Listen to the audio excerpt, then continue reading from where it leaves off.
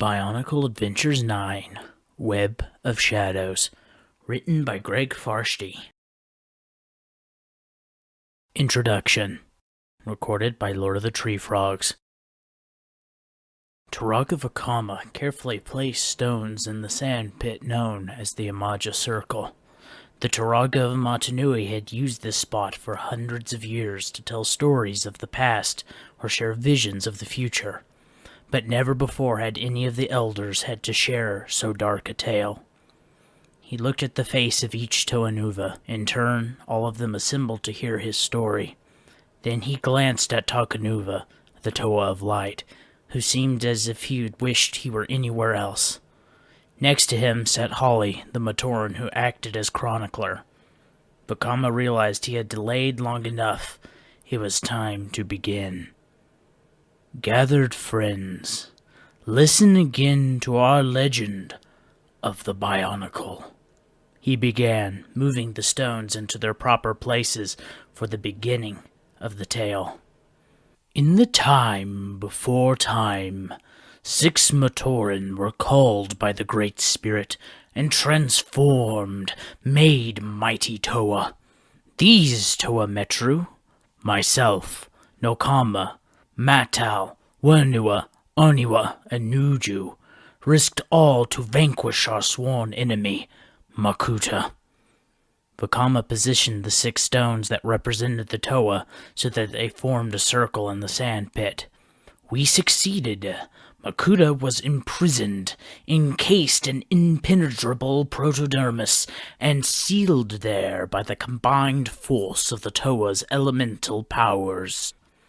With Makuta vanquished, we journeyed to a new and wondrous home, the island of Metru Nui, a place where it seemed the Matoran could one day live in peace. All seemed well in the world, but such a victory is not won without cost.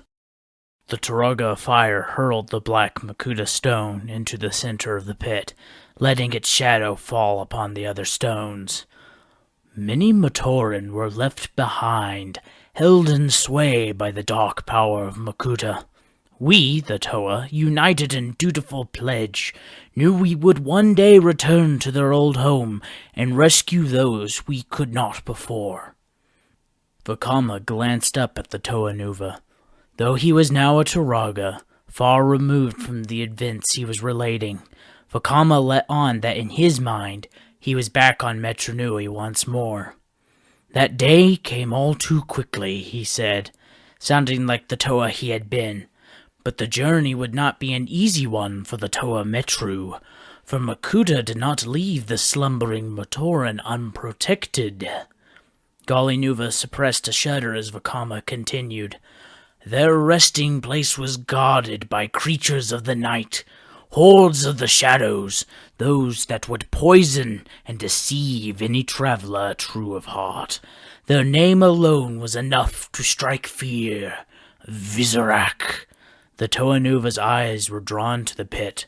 The Makuta stone had pierced the rock below the sand, and now a spiderweb of cracks had formed, threatening to topple the Toa stones. Vakama smiled grimly at the sight and resumed his tale. Chapter 1. Toa Oniwa saw the ground rushing up toward him far too fast. Instinctively, he let his body go loose as he prepared for impact. He hit the muddy coastline of Nemetron hard, skidding across the slick beach before finally coming to a stop. Well, that stunk, he grumbled. A figure suddenly rose from the muck, its silhouette outlined against the pale light of the moon. Its abrupt appearance made Oniwa jump. Only then did the figure scrape away a coating of seaweed and mud to reveal the mask of Nuju, Toa Metru of Ice. It would appear there was an error in our transport, he said. Pilot error. Toa Mata's head burst from the rubble between Oniwa and Nuju. He had been steering their boat, the Lekon 2, when it was caught in a storm and wrecked off the shore of Nemetron. Hey, I was order-taking, he said, annoyed. Vakama was the one order-giving. No need to be so critical, Matal. All three Toa Metru turned to see Nokama emerging from the surf in her natural element. She was quite a striking figure. "Regardless of how gracefully we made it here," she said softly. "Yeah," Matau replied, still irritated. "Well, whatever."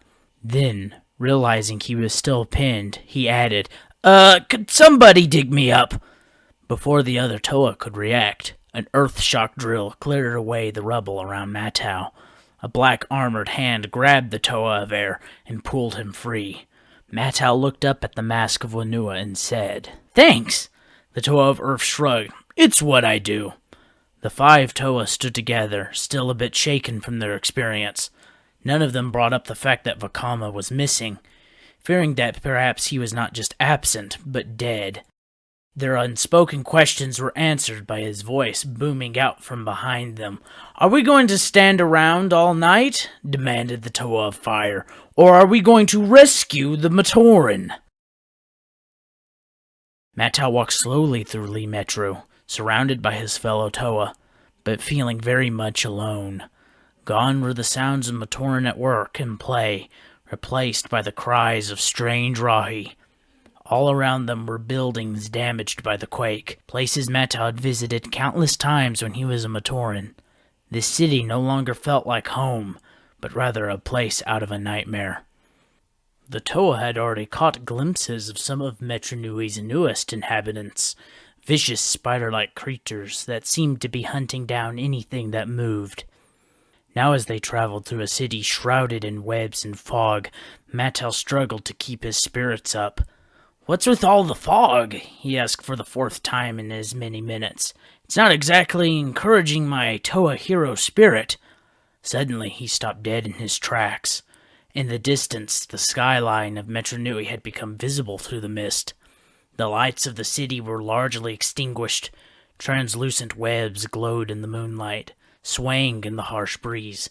The next moment, a herd of massive beasts stampeded across the Toa's path and vanished into the darkness. "Whoa," said Matau. "What was that?"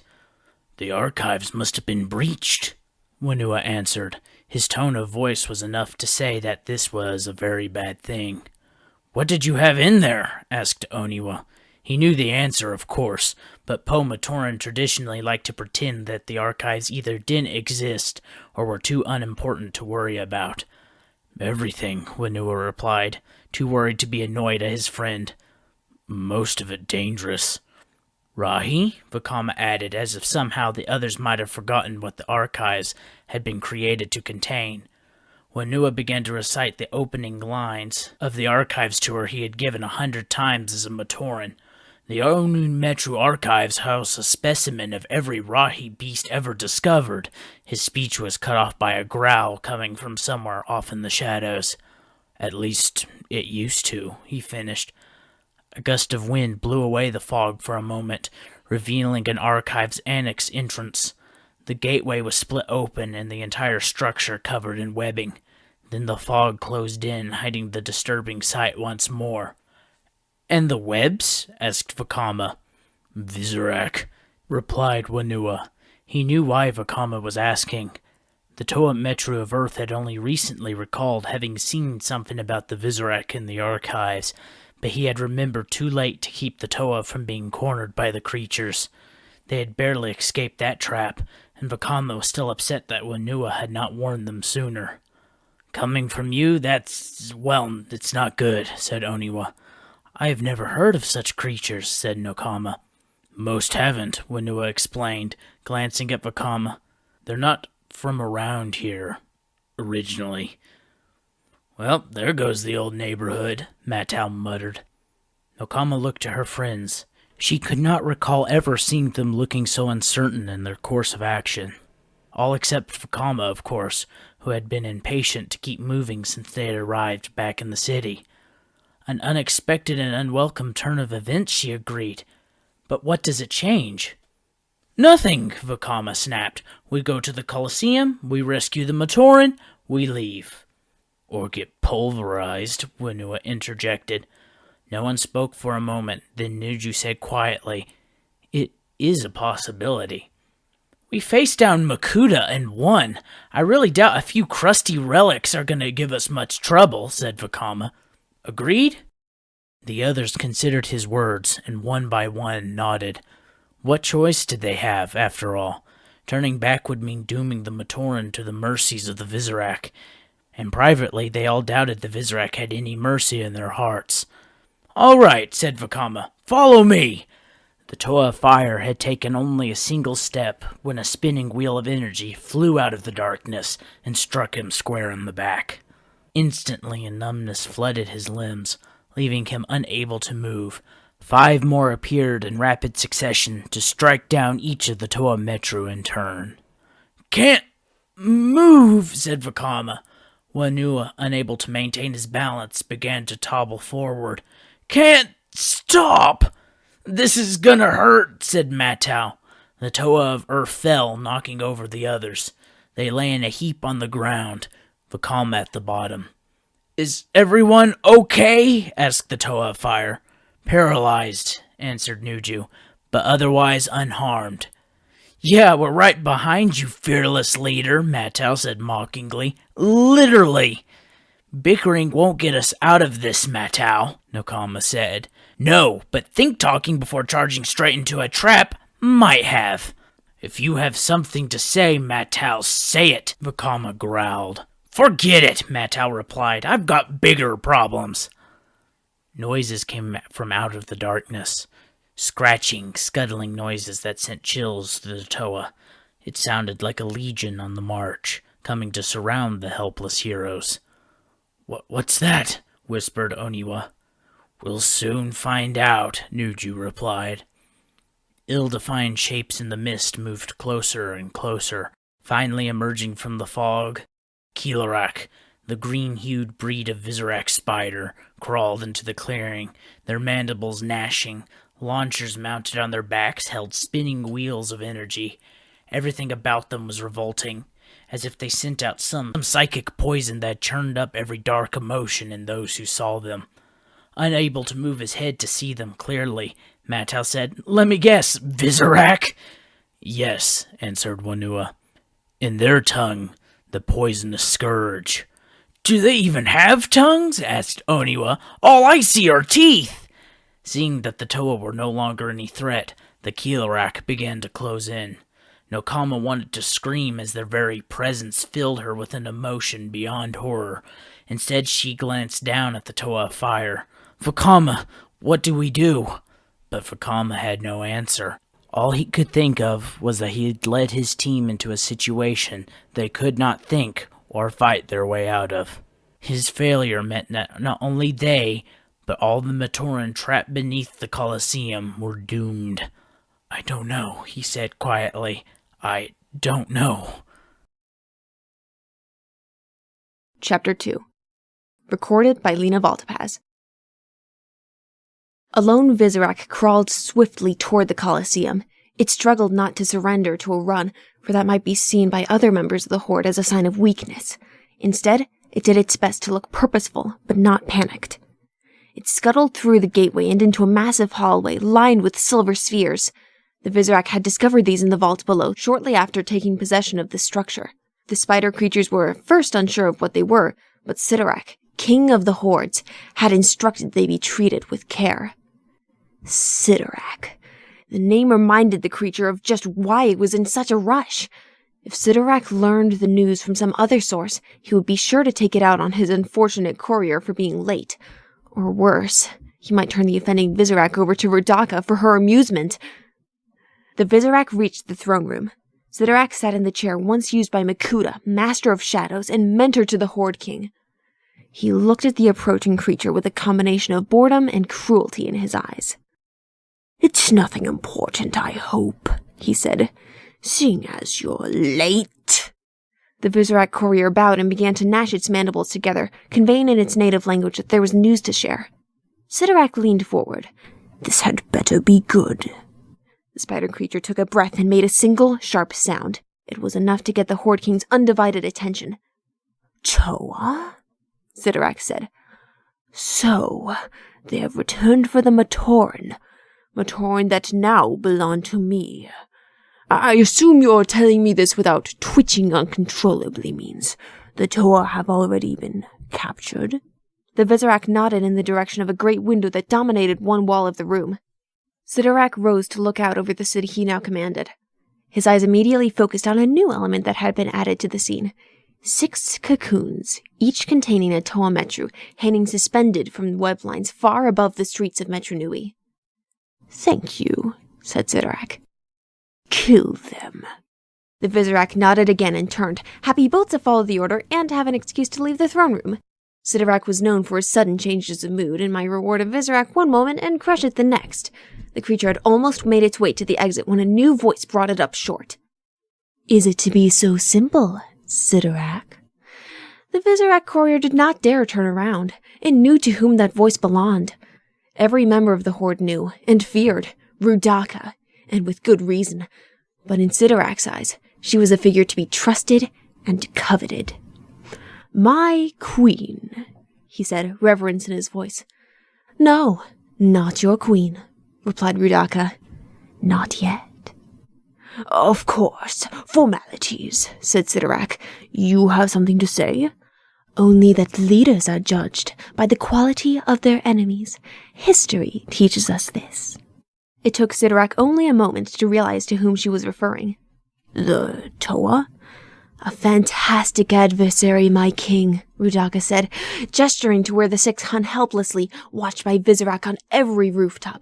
"Worthy of your rule, and therefore worthy of a demise that will be remembered for all time." Sidorak considered. Now that he sat on the ebony throne, he found that it suited him well. True, it did not really belong to him. It was Makuda's rightful place, after all. But the Master of Shadows was not here, and Sidorak was. Perhaps, with the right additions to his legend, a Visorak king could hope to become much more. After all, where was it written that the Shadows could only serve Makuda?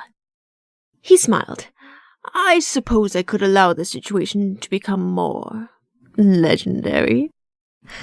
"I have always admired your judgment," Rudaka hissed approvingly. "Only be sure your method allows some proof, for posterity's sake." "Proof?" Rudaka's answer came in a voice as cold as the ice that capped Kometru knowledge towers. "Bring me their bodies." Atop the Colosseum, Visorak jostled for position. After days of capturing nothing but Rahi, finally there was to be an M&D, mutation and disposal, worth watching. Toa were a rare prize. Most were too smart to walk into a Visorak trap or strong enough to fight their way out of them. Fortunately, for all their victories, these Toa Metru were evidently still new to their roles and prone to making mistakes. One too many Bogarak tried to secure a good viewing position. When the Unarak next to it refused to move, it gave a shove and sent the spider creature tumbling into space. Toa Wunua watched this happen from his unique vantage point. He would have gladly given up his place for a Visorak if he'd had the opportunity. But it was unlikely any of the horde would want to be hanging miles above the city in a web cocoon, dangling precariously from a web line, as Wunua and his fellow Toa now were. Wunua watched the Visorak fall through a narrow gap in the webbing until the creature was lost from sight. "That's encouraging," he muttered. Matau glanced toward where Vakama hung, shrouded by webbing. "Well, fire spitter, we can't say you didn't show us the city," he said, his voice rising in anger. "Of course, we can say that you got us captured, poisoned, and seeing as I don't think we've been brought up here for the view, imminently smash-dashed!" Onewa was about to say something when he noticed the strands of webbing that held his cocoon to the line were beginning to give. When he did speak, it was muffled by the webbing that covered his mouth. "He agrees," said Matau. "This is not Vakama's fault," snapped Nokama from her cocoon. When 4 pairs of eyes all shot skeptical looks at her, she added, "Well, not entirely." "Don't bother, Nokama," said Vakama. "I tried to lead you as best I could. I wish I was better at it. But if I've learned one thing from all we have been through, it's that I am what I am. And no matter how much I might want to, I can't just change." A spasm shot through the Toa of Fire's body at that moment. An instant later, a bizarre-looking limb burst forth from his cocoon. It was a twisted mix of a powerful Toa arm and something that horrified the other heroes of Metru Nui. From the balcony of the Colosseum, Visorak and Rudaka watched as Vakama's transformation began. Smiling, the Viceroy of the Horde slipped a hand onto Visorak's shoulder, signaling her approval of the nightmare to come. Now the strange metamorphosis was spreading to the other Toa as well. They jerked and spasmed inside their cocoons as the venom of the Visorak changed their bodies and minds. Their masks stretched and fused to their faces. Their limbs grew more powerful, even as their minds were flooded with raw fury. "I'm not liking this!" shouted Matau. Nuju glanced downward. His transformation had the nasty side effect of shredding much of the web cocoon, and he could see the same was happening to the others. In a matter of seconds, they would be plunging to the ground in certain doom. "You're going to like it even less in a moment, Matau," said Nuju. Nokama glanced at Vakama. He had been the first to change, and so his cocoon was in the worst shape. "Vakama!" The Toa Fire locked eyes with his friend, even as the last of the webbing shredded and fell away. "I'm sorry, I let you all down," he said. Then he fell, to the sound of wild cheers from the Visorak. Whenua felt himself losing his grip. The webbing could no longer support his increased weight. He tried to think of something profound to say before he dropped, but could only manage, bye. Matau watched as Whenua, Onewa, and Nuju plunged toward the ground. It was hard to believe this would be the last moment of his existence. He looked at Nokama, saying, "Nokama, I want you, no, I need you to know that I've always—" But before he could finish his statement, he too fell. Nokama closed her eyes, preferring not to see herself follow the lead of her brother Toa. Then she fell, feeling the wind rushing up to greet her, and knowing the pavement was doing the same. Vakama reflected for a moment that he must have gone insane. Here he was, dropping hundreds of feet to hard, unyielding ground, and he was bracing for impact. As if that will make any difference at all, he thought. Even Toriyama cannot survive a fall from this height, and I am not even sure if Toriyama is what I'm wearing now. He saw a blur of motion out of the corner of his eye. At first he thought it was one of the other Toa passing him on the way to the pavement. Instead, he felt an impact in his side as something snatched him in midair. The jarring knocked the wind out of him, and the world went black. High above, Nokama saw it happen. "What was—" she began, before she too was grabbed and saved from a crushing death. One by one, the other Toa followed, each saved by a mysterious rescuer. Matau was the last, and at the first sign of a motion blur, he shouted, "Easy! Don't scratch the armor!" Vakama stirred. The ground was moving underneath him, but he was not walking across it. No, he was being carried by someone, or something. He couldn't make out quite who it was, or where they were heading. "What's happened to me?" he asked. His rescuer said nothing, just continued putting distance between them and the Colosseum. Vakama wondered if perhaps he had fallen out of the molten protodermis vat and into the furnace. What if his new friend was some pawn of the Visorak, carrying him off to a fate even worse than death? "Answer me. I am a Toa," said Vakama. The strange figure who carried him chuckled softly. "Not exactly," was the reply. Chapter 3. Matau woke up face down in a gutter. He had been unceremoniously dumped there by his rescuer, who had disappeared.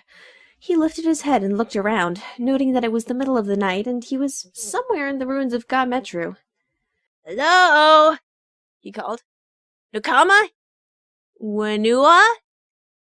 Nuju? Onewa?" No answer came from the darkness. Matau shrugged and, with some reluctance, added, "Vakama?" When no response came, Toa Matau reached up to clear the grit from his eyes. The first sight that greeted his newly cleared vision was his own reflection in the liquid protodermis pooled by the gutter, but the face that looked back at him was not that of a Toa. It was the face of a monstrous beast. "No!" Matau shouted. His hands shot to his face, desperately seeking evidence that what he saw was not real. But it was. He could feel the rough contours of his features where once there had been the smooth, hard, metallic surface of a Kanohi mask. "But this isn't me," he said softly. Then anger rose in him, anger at the way he looked, anger at Mikuta for destroying his city, anger at Vakama for leading them into the trap. He swiped at the puddle, stirring its surface and distorting his reflection. As if it could get any more distorted, he thought. When the water had calmed once more, he could see other bestial shapes approach him. The rest of the Toa had arrived. "It's all right, Matau," said Nokama. Matau looked up at her, then at the others. They were no longer Toa. They were not even Matoran or Taraga. They were beasts, monsters, things out of a Matoran scare story. "All right?" he snapped. "You call this all right?" "We're all alive," Nokama replied. "We'll find a way out, together. That's what friends do," Wunua added, his tone more gentle than Matau had ever heard it. Matau rose and turned to Vakama, thrusting his face right up to the Toa of Ta Metru. "I don't hear you saying that, Smelthead. What's the matter? Too busy cooking up another master plan?" Vakama stepped back, snarling. "I'm through making plans." "Well, that's the first happy good thing I've heard since I became ugly," Matau replied. Nuju stepped between the two. "Regardless of how we look, it might be better if we use our energy to find out how and why we become whatever it is we are." Nokama nodded. "The sooner we do that, the sooner we can rescue the Matoran." Matau turned to them, unconvinced. "How are we to be saving when we're the ones that need saving?" No one had an answer. Then a voice laden with age and wisdom broke the stillness, its source nearby yet unseen. "If you are wise, if you wish to be yourselves again." 6 strange figures emerged from the shadows. Each had a face much like that of a Rakshi, and walked hunched over like a Rahi beast. The one in front was dark red, and he surveyed the Toa one by one. "Then you will listen," he said.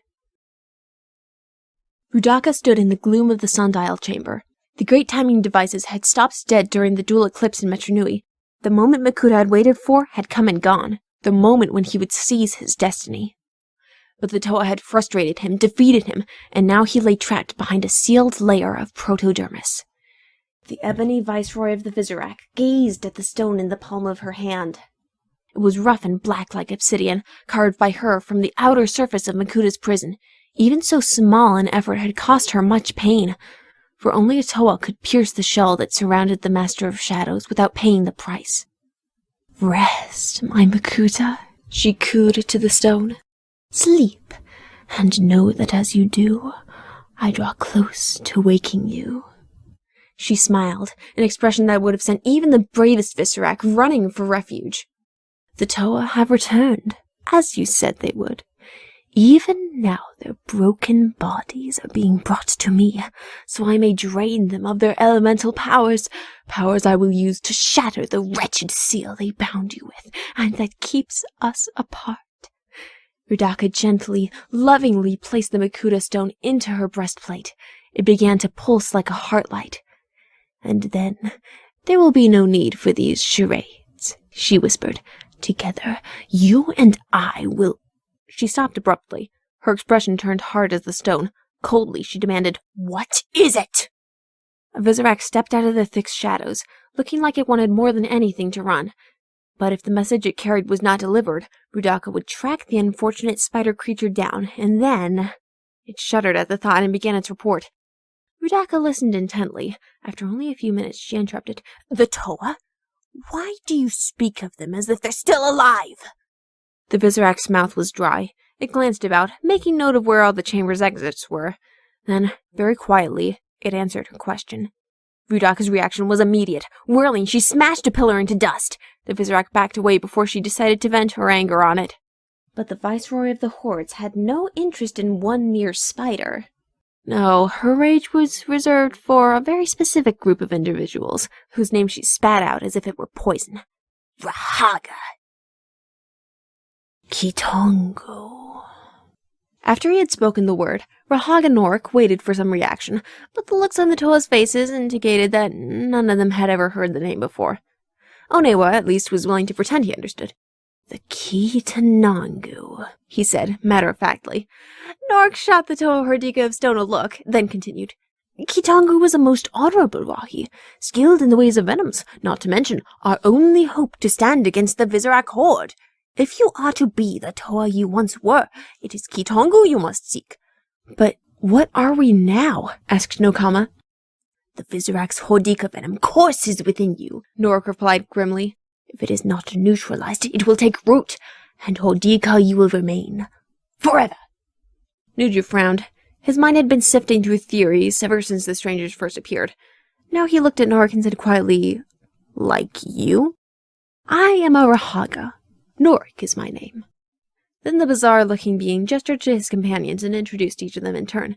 Gaki, Bomunga, Kulis, Pooks, Uruni. A moment of silence followed. It was finally broken by Matau, who said awkwardly, "So, how's it working out for you?" "It has its moments," Norik replied.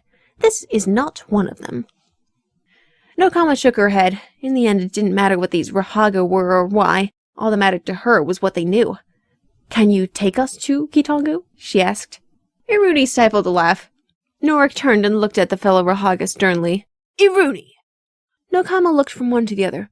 "I don't understand." "What Iruni so inappropriately suggests is that this will be difficult," Norik answered. "We Rahaga have come to Metru Nui in search of a Kitongu ourselves, and there are those that, well, doubt his existence entirely." Nuju's eye narrowed. "And you?" Norik drew himself up to his full height and said firmly, "I believe." Nokama nodded. "Then so must we." "Whoa there, sister," broke in Mateo. "Shouldn't we talk about this? Group-like?" He turned to Vakama, who was standing apart from the others. "What do you think, Mask Maker?" The Toa Hordika of Fire stared into the flames. His tone of voice said that his thoughts were far away. "I say that we came to Metru Nui to rescue the Matoran, not to hunt Rahi." "And you have a way to do this?" pressed Norik. "Perhaps with your new Hordika powers. Powers you have not yet learned to use?" "I don't know." "Don't know? Or don't want to include the rest of us in your thinking?" Norik challenged. Vakama turned from the fire to give the Rahaga a hard stare. Then he rose and walked off into the darkness, saying only, "Neither." "Vakama!" Nokama said, shocked at his behavior. Norik started after the troubled Toa Hordika. "I will talk to him." "What about us?" asked Matau. Norik smiled, but there was little humor in the expression. "Prepare yourselves. We've a legend to prove." It took some time for Norik to calm Vakama and for the two to arrive at a compromise. Returning to the Toa Hordika, the pair suggested that the attempts to rescue the Matoran take priority over the search for Kitongu. All six Toa agreed that their own personal concerns about becoming Hordika permanently could not be as important as saving the sleeping victims of Makuta. That they would succeed in rescuing the Matoran, no one doubted. At least, no one willing to speak up and say so. But that still left the problem of how to get them out of the city and to the island above. The Likan, too, was wrecked, and even if it hadn't been, it wasn't big enough to carry close to 1,000 Matoran. In the end, it was Matau who suggested they gather the materials to build airships and fly the Matoran to safety. A city overrun by Visorak and rampaging Rahi made this easier said than done. After a number of harrowing adventures, the Toa Metru did finally succeed in getting the items they needed and began constructing and hiding ships. Once the Matoran had been saved, there would be no need to delay making an escape from the city. Despite their victory, the Toa Hordika were left more fragmented and disturbed than before. They were rapidly mastering the Rataka spinners they now carried, but had less luck mastering the Rahi sides in themselves. Too often they had allowed anger to rule their spirits almost to the point of disaster. Vakama in particular had been filled with anger for days and had finally reached a point where he avoided the others completely. He spent most of his time wandering the ruins, straying farther away from the camp each day as if straining against an invisible chain that bound him to Nokama and the rest. He surveyed the wreckage of the once proud city, reflecting on what the Toa were, what they had been, and what they had become. So lost in thought was he that he sometimes forgot just how much Metru Nui had changed. With the archives destroyed by the earthquake, every Rahi that had ever been housed there was now loose and roaming the city. A near-fatal reminder of that came on one of his walks, when a savage Muwaka cat sprang from the rubble to confront him. It snarled at Vakama, muscles tense to spring, and claws ready to rend the Toa Hordika. Vakama reacted purely by instinct. He hunched down, blazer claws raised, and growled like a Rahi. There was no strategy behind his actions, just an animalistic show of strength. Even without his willing it, a Rataka spinner took shape in the launcher that was now part of his anatomy. The Muwaka took a step back. This creature looked like one of the two-legged ones that had captured the Rahi long ago, but it did not act like one. It acted like a beast, and a formidable beast at that. Deciding there had to be an easier prey than this, the Muwaka turned and disappeared into the darkness. Vakama forced himself to relax. With enormous effort, he pushed down the Hordika in him and let his rational side return to dominance. "What was—" he began. "It meant you know, Ham." The Toa Hordika of Fire turned to see Norik approaching. The Rahaga had been silently trailing Vakama since he had left the camp. In time, Vakama's Hordika senses would make it impossible for him to be followed. "I beg to differ," Vakama replied. Norik glanced in the direction the Moaka had gone. "It was just scared. Moaka are loners by nature, and uncomfortable being close to others." He gestured to Vakama. "There's a bit of them in you now." It was then that the Rahaga noticed Vakama's Roteka spinner was still active and waiting to be launched. "Careful with that," he said quietly. "It's a most powerful tool." Vakama had not even realized the fire spinner was there, but now he willed it to dissipate. Still, it gave him some satisfaction to know it could intimidate the Rahaga just as it had the Moaka. "I certainly mean to find that out, wise one," he replied, with more than a little sarcasm in his voice. Then he turned and walked away, only to be stopped by Norik's voice. "And what about your friends?" Vakama spun on his heel, growling. "Former friends. If they think being a leader is so easy, they can try it themselves." "True," Norik said, nodding. "But they won't succeed without you, or you without them." "And how do you know that?" "I don't," Norik conceded, "but the Great Spirit does. Unity, duty, and destiny. If you, Toa, are to rescue the Matoran, you must do so together. This is something you can't change." Vakama stared at the Rahaga for a long moment, digesting his words. Then he turned again and stalked off into the shadows. "Watch me," he snapped. Norik watched him go. "Yes, Vakama, that I will do," he said to himself. "You bear watching in these dark days. Perhaps even more than you know." Chapter 4. Recording by Trajan Ehm. Nokama sat alone in the center of the Toa's makeshift camp, waiting for Norik and Vakama to return. She understood why the Toa Hordika of Fire was so upset. They had all been extremely harsh to him, although his arrogant attitude had almost invited such treatment. Still, understanding did not make her any less angry with him. After all, their quest to save the Matoran was not being made any easier by his hostility. She heard the sound of someone approaching. "Vakama?" But it was not the Toa Hordika, only Norik. Nokama was relieved to see him, but could not conceal her disappointment that Vakama was not with him. "Norik, it's good you're back." "Vakama has a lot on his mind," the Rahaga said. "We must give him time to find his destiny." "And if he finds a particularly bad one?" asked Anawa. "Now then, we should begin our search for Kitongu at once," Norik replied, ignoring the question. Nokama and Anawa exchanged glances, wondering why the Rahaga did not want to address the issue of Vakama. Matau, on the other hand, was more than happy to focus on the new topic. "Right, Kitongu! Getting turned back into our old, ever-handsome selves. Let's get on that." "But where to start?" asked Nuju. He was still skeptical that a creature like this Kitongu could have been in the city without anyone being aware of it. "Somewhere you know well," Norik replied. Then he walked off, followed by the rest of the Rahaga. The Toa looked at each other, then decided that Norik's abrupt departure was meant as a signal that they should join him. They rose and trailed after the Rahaga, wondering just where he was leading. Some distance away, Vakama continued to walk, aimlessly. He kept replaying his conversation with Norik over in his head. Unity. What does that mean? Were the other Toa showing any unity when they kept criticizing the job I was doing? Okay, so I made some mistakes. Like Onawa never has. Or Matau, he's the king of mistakes. I did what Lee Khan would have wanted me to do, he said to himself. I put saving the Matoran first, above personal safety or anything else. It just didn't work out. And considering what I learned, that Lee Khan's choice of the six of us as Toa was inspired by Makuta, not the Great Spirit, why should anyone be surprised that I fouled up? I can't do it alone, he said aloud. He pictured the shocked looks on the faces of the others when they saw that he had rescued the Matoran all by himself. I'll show them all. Vakama scrambled over a pile of rubble and found himself at the edge of a steep precipice. The chutes that had once run from the spot had long since been destroyed. Now there was nothing but a view of the vast, web-shrouded city of Metru Nui. The Toa Hordika looked out over his home, and was struck again by how big it really was. He frowned. What had he been thinking? How could he believe he could challenge an entire city full of Visorak alone? How would trying that benefit the Matoran? Who am I kidding? He muttered. Maybe Norik's right. Maybe I can't do this without the others. Maybe I don't want to do this without the others. His thoughts were interrupted by a Ratuka spinner whizzing past his head. Vakama leapt, rolled, and came up on his feet to find himself confronting a Bogarak, the blue Visorak that commonly stalked Metru.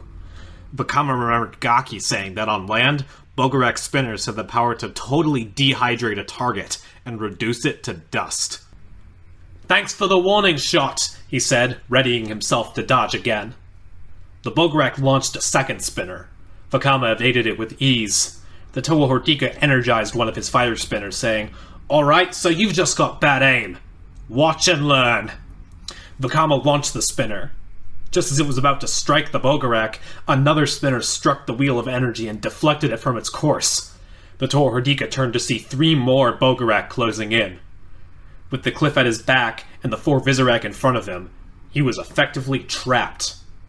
His Hordika side rose to the fore, all Rahi hate to be cornered, and he gave a fearsome growl. The Visorak ignored him. They were used to Rahi making threatening noises when the trap was sprung. That was part of the fun of the hunt. Their only regret was that this hunt would be over so soon. But there were still 5 more Toa Hordika to track down once Vakama was finished. Those 5 Toa Hordika stood with the 6 Rahaga before the great temple in Metru. Despite all the damage done to the city, the temple still stood proudly, as if it were a symbol of the fact that, though the great spirit Matanui now slumbered, he had not been destroyed. Here? Matao asked in disbelief. I'm sure it could have great helped their old Toa selves, but now? We'll never find a way to change back if you keep talking like that, Anawa snapped. You're right, I'm sorry. I don't know what's gotten into me, Matao answered sharply. Oh, that's right, some kind of Rahi monster! Norik shot looks at both Toa.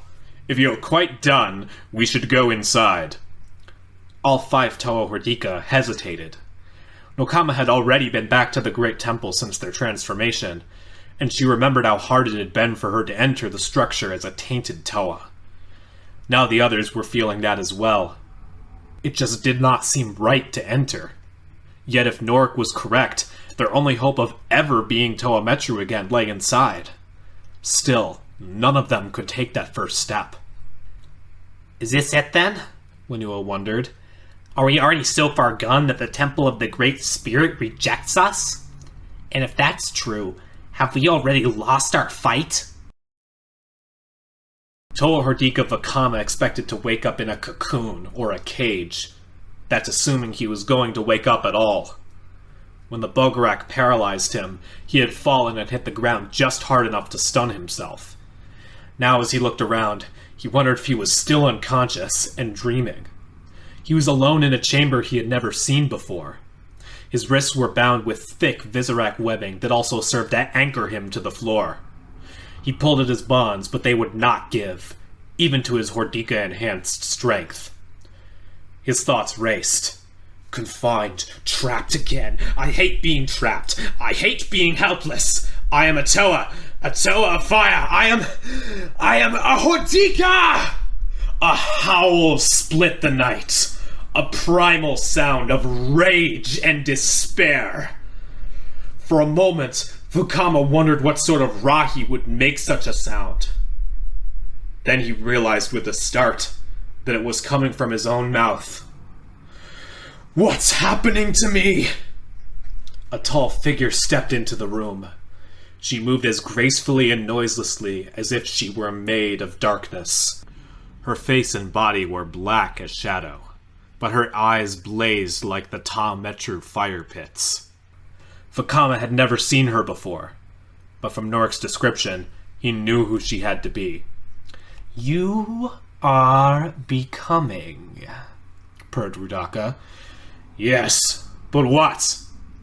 The Viceroy of the Visorak stopped in front of her prisoner. A friend or a foe? That's for you to decide. It's why I have invited you here. Vakama tugged at his bonds again. Some invitation. Rudaka smiled. Then perhaps this one will be more to your liking. Walk with me. I've a proposal for you.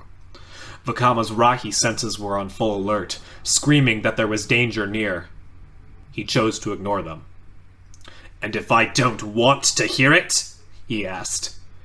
Rudaka reached out to trace the outline of his misshapen features. Be reasonable, Vakama. With that, she turned and began to walk away. Then, as if suddenly remembering his condition, she waved her hand.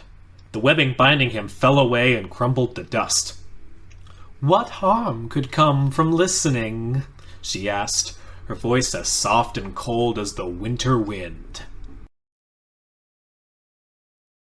Chapter 5. Recording by Nebulux. Rudaka and Vakama stood on the Colosseum balcony overlooking the ruins of Metru. He was still not sure why he had followed her out here.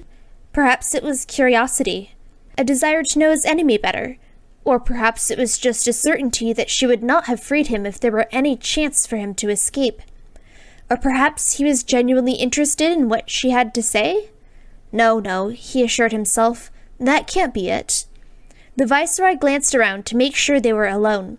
Her voice dropped to a conspiratorial whisper.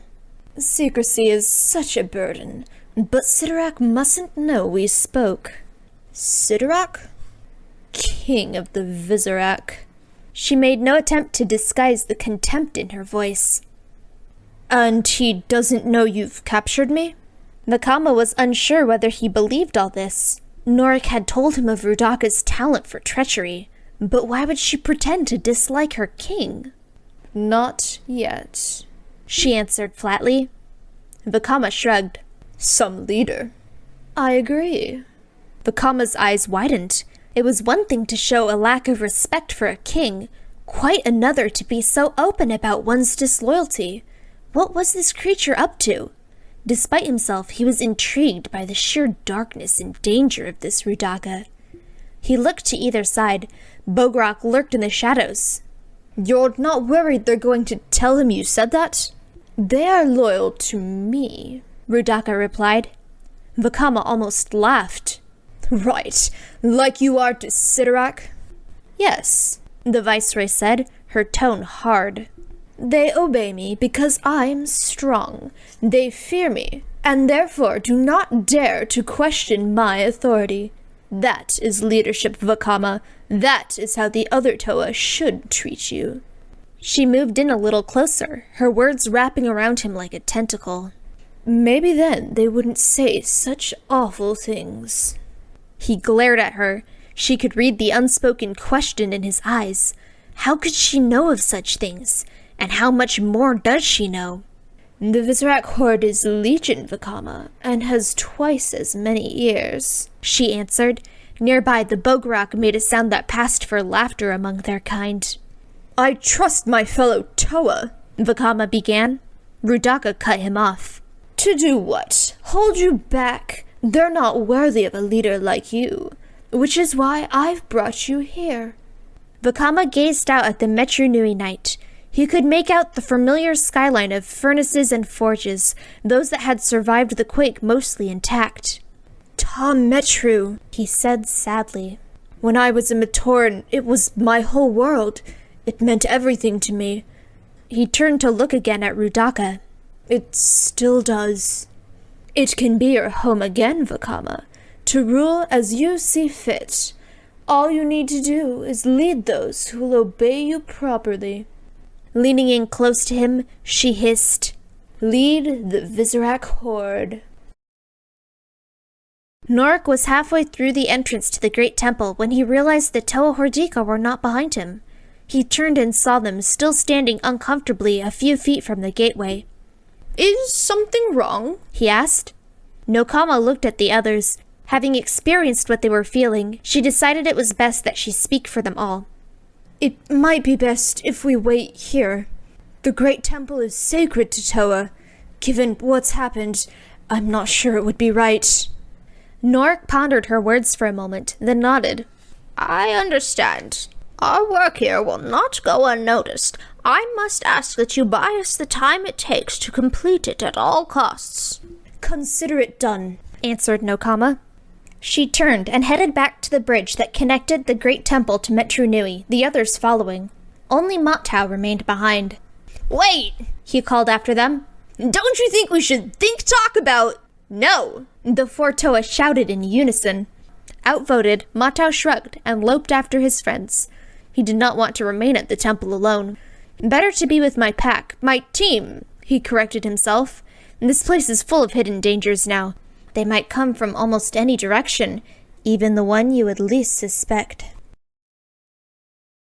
I don't know. Part of Vakama could not believe he was even considering Rudaka's offer. He was a Toa. He had been entrusted with power by Lee Khan himself. How could he give as much as a moment's thought to the idea of taking command of the Visorak horde? But another, stronger voice spoke in his mind as well. I'm not a Toa, not anymore, and I was a failure when I carried that burden. Think about it. Do I really think 6 Toa Hordika and 6 freakish Rahaga can overcome hundreds of Visorak and free the Matoran? How many will die in that attempt? How many Matoran will never see the sunlight on the island above? Vakama tried to drive away these thoughts, but they just came faster. If I accept her offer, if I take the power that is being given me, I could order the Matoran to be freed. I could convince Rudaka to let the Toa Hordika leave with them and head to safety. And if it means I have to remain behind in Metru Nui, well, no one will miss me. Of that I am sure. Rudaka interrupted his musings. I understand your reluctance. You require proof. She turned to her personal Bogarak guard and gestured toward the low balcony rail and the darkness beyond. Throw yourself off the edge, she ordered. Without a sound or a moment's hesitation, the Visorak marched obediently forward. To Vakama's horror, they plunged off the edge of the balcony, one by one. He rushed forward to look. The Toa Hordika of fire peered over the rail, expecting to see nothing but all-consuming blackness. Instead, to his surprise, he spotted the Bogarak sprawled on a ledge about 10 feet below, unharmed.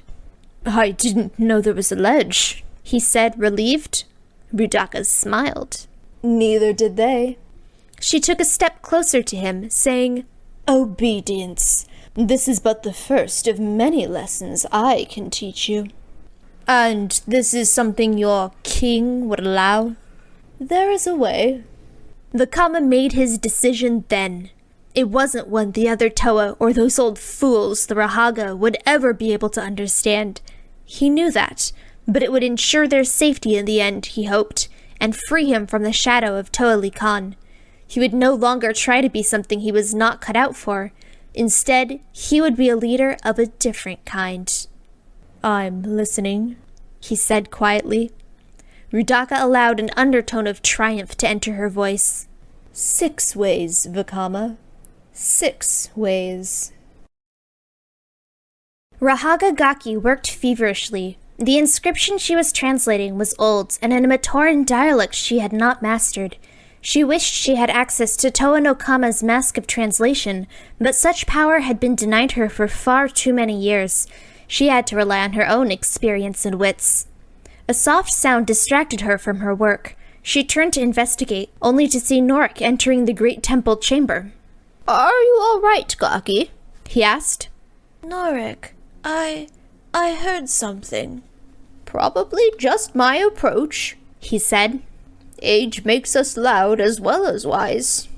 Gaki wanted to be comforted by his words, but somehow she could not be. She knew the sound she had heard did not belong in this place. No, this was a creature. Visorak? She shook her head but said nothing. Gaki, what did you hear? he asked, now recognizing the depth of her unease. That's the thing. I can recognize everything that walks, crawls, or flies in this world by sight, sound, or smell, she said, frustrated. but not this. Norik was worried. Gaki was a skilled tracker, on land as well as in the water. She and the other Rahaga knew the Rahi kingdom like no one else ever had. They had to, in order to survive.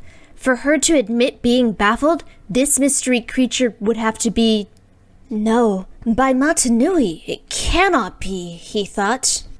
Doing his best to hide his fears, he reached out a comforting hand to Gaki. I'm sure it's nothing. A glitch brought on by processing such an elaborate translation. I guess I have been working kind of hard, she conceded. Gather your brothers and go outside. Check on the Toa, he said. What about you? I'll be right behind you, Norik lied. Find the Toa. Gaki turned and ascended a set of spiral steps that led to the temple exit. Norik waited until he could see and hear no sign of her before shifting his attention back to what appeared to be an empty room. But appearances could be deceiving, Norik knew. Creatures who seemed like horrible monsters could have good and noble hearts, and those who claimed to be heroes could be the worst villains of all. Beneath every being's thin shell of civilization, there lurked always a Rahi beast longing to emerge. All it needed was the slightest crack to slip through into the daylight, and becoming a Hordika was more than a crack. It was a chasm. Show yourself, he demanded. Behind the Rahaga, a figure flitted from one shadow to the next. Had Norik seen it, he would have been hard-pressed to identify it, for it seemed more Rahi than anything else. I doubt you'd recognize me, said the dark figure. Norik wheeled. That was Vakama's voice, but the Toa Hordika was nowhere to be seen. Silently, the Rahaga thanked the great spirit he had thought to get Gaki out of harm's way. Vakama's voice came again, this time from a different corner of the room. I've got some bad news. Gaki's not going to find her brother Rahaga upstairs. What have you done with them? Snapped Norik.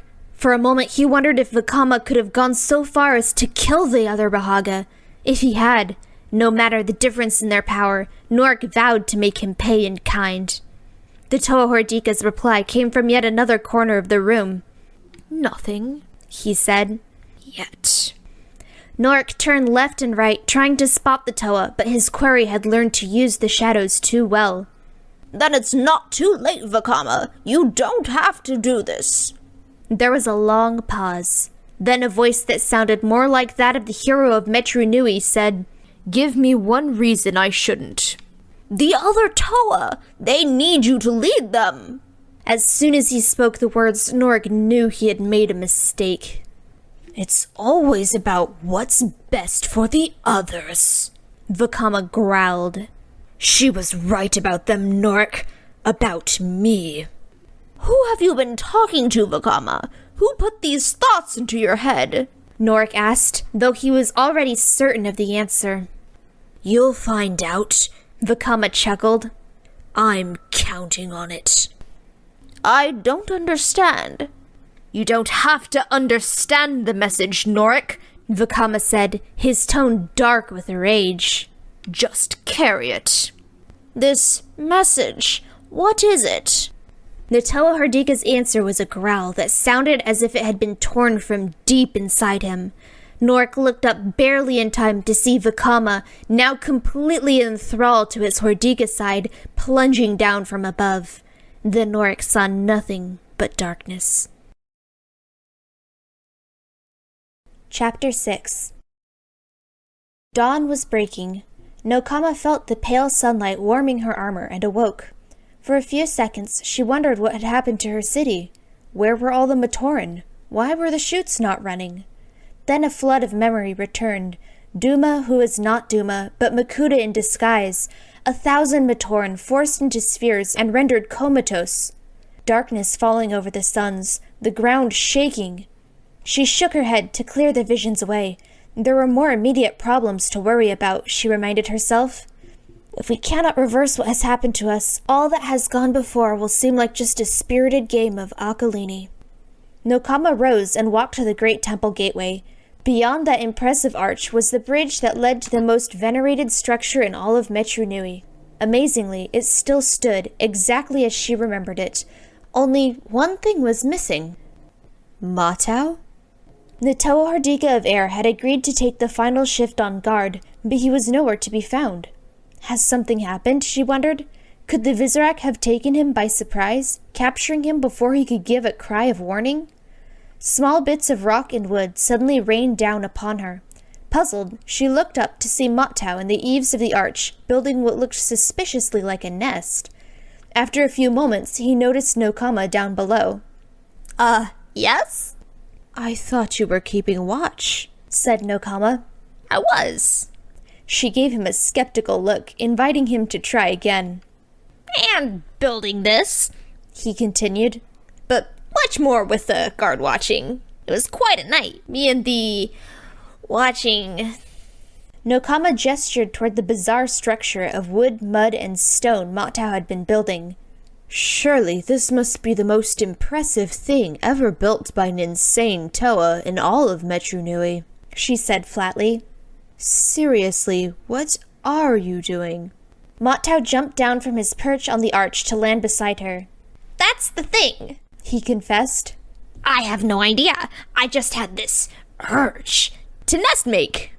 To his surprise, Nokama did not snap at him. Instead, she looked away, saying, I get them too, ever since... She gestured at herself, then at him, and he knew she was referring to their transformation. It's nearly morning, she said. We should find the others and see what the Rahaga have learned. She headed for their makeshift camp, Matau following quickly after. These urges, he said hopefully. They wouldn't involve me, would they?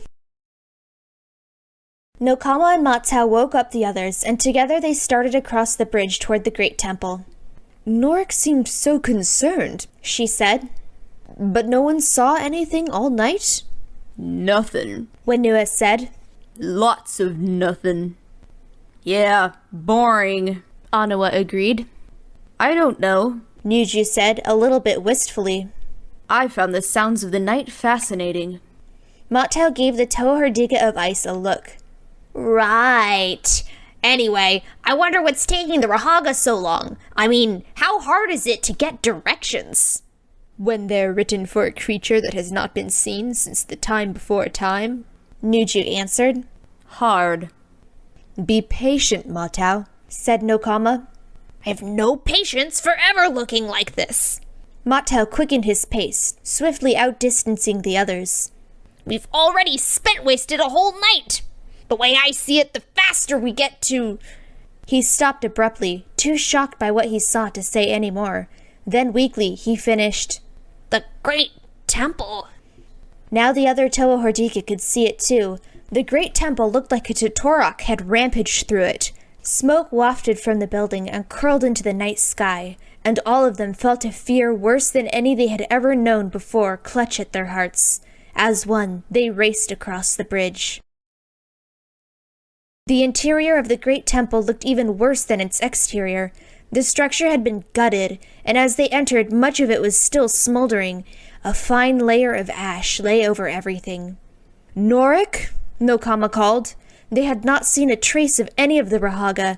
None of the Toa cared to voice their collective fear that their new allies might not have survived the fire. I can't see anything, said Nuju. What should we do? Anawa asked. Nokama looked at Matau, but the Toa Hordika of Air just shook his head. He had no answers. I wish Vakama was here, she said softly. It was. Nokama turned, startled. The voice was weak, but it was definitely Norik's. The Toa Hordika found him buried under a pile of rubble. Wenua immediately began digging him out. Nuju noted as he did so that the pieces of stone covering the Rahaga were fragments of the tablet Gaki had been translating. Their best, perhaps only, hope of finding Kitongu had been shattered. Norik looked up at his rescuers, but there was no relief in his eyes, only an incredible sadness. It was, the Rahaga repeated. Vakama stood at the gate to the Colosseum, banging on the massive door. By his side was a large, unwieldy object covered in a veil of Visorak webbing. He had been pounding away for some time now, unmolested by the spider creatures, who seemed more puzzled than anything else by his sudden appearance. The voice of Sidorak suddenly boomed from the Colosseum speakers. You must be confused, Toa. We do not welcome your kind here. We exterminate it. It's you who is confused, Sidorak. Vakama replied boldly. I am no simple Toa. A gleaming telescope extended from the gate and then paused, as if studying Vakama. Sidorak knew, of course, what it would reveal, but even he was amazed at how swiftly and dramatically Vakama had changed. Hordika, breathed the king of the Visorak. Why have you come here? To join you. Sidorak laughed, a sound made more terrible by the echoing of the speakers. Undeterred, Vakama shouted over it. And to present you with proof of my worth. The Toa Hordika of fire yanked the webbing off his burden. Beneath the veil were the 5 Rahaga, bound helpless and about to be delivered to their mortal enemy. Sidorak's laughter stopped. A moment later, the great doorway of the Colosseum swung open. Vakama stepped inside, dragging the Rahaga behind him, and was swallowed by the shadows within. It always amazed Norik how little time it took to relate events, yet how devastating the tale could be. As he looked around at the Toa Hordika, he could see how deeply shocked they were by his news of Vakama's attack upon him. Vakama would never do such a thing, Nokama insisted. She turned to the others for support. Right? None of the other Toa responded. It was left to Norik to extend a sympathetic hand to Nokama and say gently, You are right, Nokama. The Vakama you know would not. But... He's changed, said Norik. Just as you all will if we do not find Kitongu. I fear Vakama has given himself completely to the beast that lurks within us all. Anawa glanced down at his new body and made a lame attempt to lighten the mood. Beast? I'm pretty sure it's just me in here. No one laughed. The ancient, the primal, Norik continued. The parts of ourselves that we like to think progress has made us forget. Hordika is its name. But I don't think I want to be Hordika, decided Wenua. Norik shrugged. It's not all bad, Wenua. Not if you don't allow it to be. Being Hordika grants you certain gifts, abilities you would have never thought possible before. Nokama found herself remembering Matau's nesting and her newfound connection to nature. Were these the gifts Norik spoke of? If so, she would gladly return them for the chance to be a Toa Metru once more. Assuming you're right, she said, we must find Kitongu and rescue the Matoran before the beast overcomes us too. Yes, Norik replied, looking away from her. But I must warn you, Vakama may already be beyond anything even Kitongu could do. Well, we have to try, broke in Matau. We owe the fire spitter that much. I was kind of hard on him. The other Toa nodded. They had all been hard on him, even before they returned to Metru Nui. Rather than consider what he might have been going through, all they had worried about was how his behavior affected them. And if you cannot help him? Asked Norik. Matau's tone grew dark. You leave that to me. A beat of uncomfortable silence followed. Then Nuju broke the tension, saying, So, back to searching. Not exactly, the Rahaga replied. Quick speak, urged Matau. We were able to translate much of the inscription before Vakama's attack. It read, Follow falling tears to Ko Metru until they reach the sky. The Toa glanced up at the great temple. A steady stream of liquid protodermis was rolling off its carved face like makeshift teardrops. It is there we will find Kitongu, finished Norik. Protodermis that runs upward? Asked Matau, skeptical. Hey, it's not much of a plan, answered Anawa. But it is a plan. Iruni struggled against his bonds. The Rahaga were packed together tightly and had been webbed to the facing of the Colosseum's observation deck like trophies on display.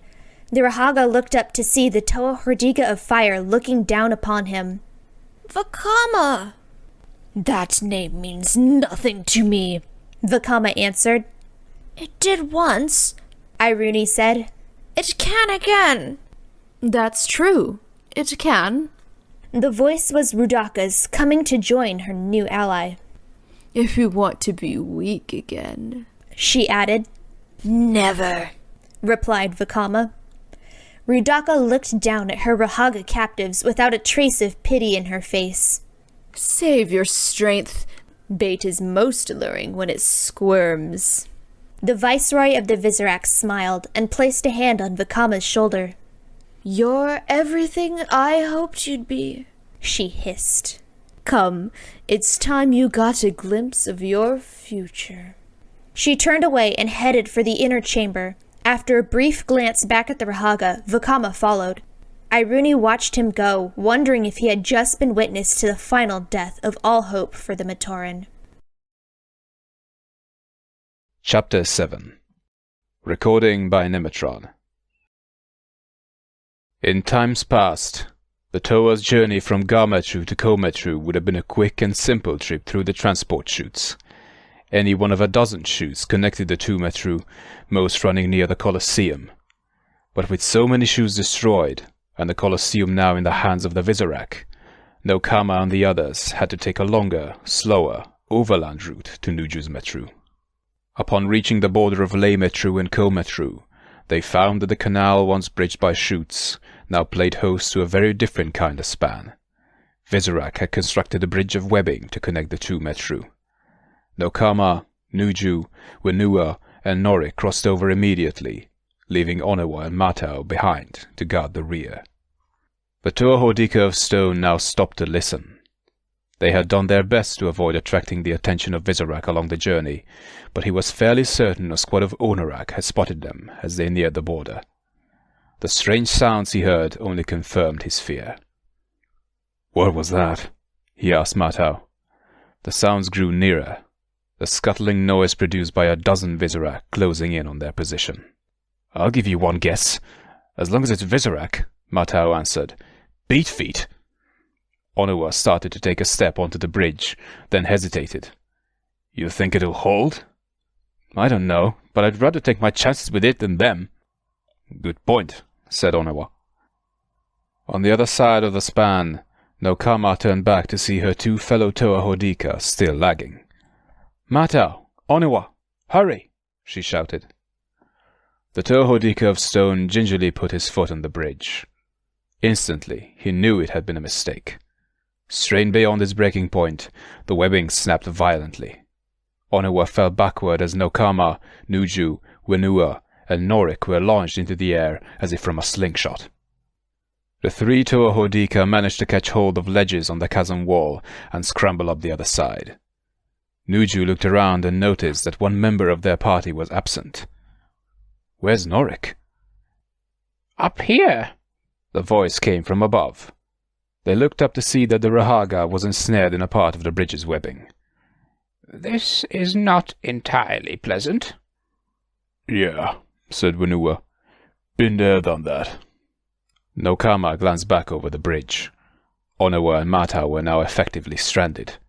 Worse, she could see the vague forms of Onorak approaching them through the mist. In a matter of moments, her two friends would either be captured by the Visorak or forced off the edge and sent plunging into the canal to their doom. "And the terrible thing is, I'm not sure which fate would be worse," she said to herself. Vakama stood in what had once been Turaga Duma's inner chamber in the Colosseum, later converted by Makuta for his own dark purposes. The centerpiece of the room was a dark, twisted throne. Even empty, there was no mistaking the fact that this was a seat of power. "Go ahead," Rudaka beckoned. "Touch it." Vakama reached out and let his fingers brush the throne.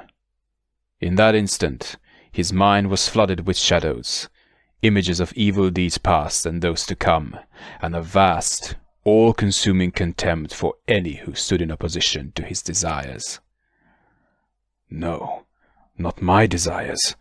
Makutas, he realized. But in this moment, they are the same. We are the same. The eclipse. The earthquake. Makuta caused them by sending the great spirit Metru Nui into unending slumber. The Matoran and the Rahi, and everything else that lives, would be sealed away until such time as they could be awakened to live under his rule. That is why the Visorak are here.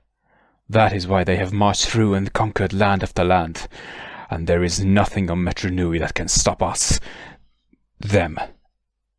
Us. The Toa Hordika of fire yanked his hand away from the throne, as if the chair had bitten him. It felt as if he had been touching it and awash in his corruption for an age, when in reality only a split second had passed. "What did you see?" asked Rudaka. Before Vakama could answer, Sidorak entered the chamber. "You can look, Vakama, but don't touch." Vakama turned to see the king of the Visorak approaching, flanked by 2 Onorak. Sidorak sat down heavily on the throne. "I wanted to thank you personally," he said to Vakama. "Because of you, the Rahaga will meet a fitting end. Just as soon as I think of one." "It is just the beginning of what he can offer you," Rudaka said softly. "Is that so?" "It is, my king," the viceroy purred. "Vakama is my gift to you, a fitting master for your horde." Sidorak shook his head. As much as he respected Rudaka's wisdom, she was wrong in this case. The horde was far too large for any one field commander to manage. "Hordika or not, there is only one of him." But Rudaka was prepared for this objection. "Which is why the other Toa are on their way here. With Vakama leading your horde, they will be captured and trained, just like him. Will all 6 be enough to please you?" "A fine offer, Rudaka," Sidorak said.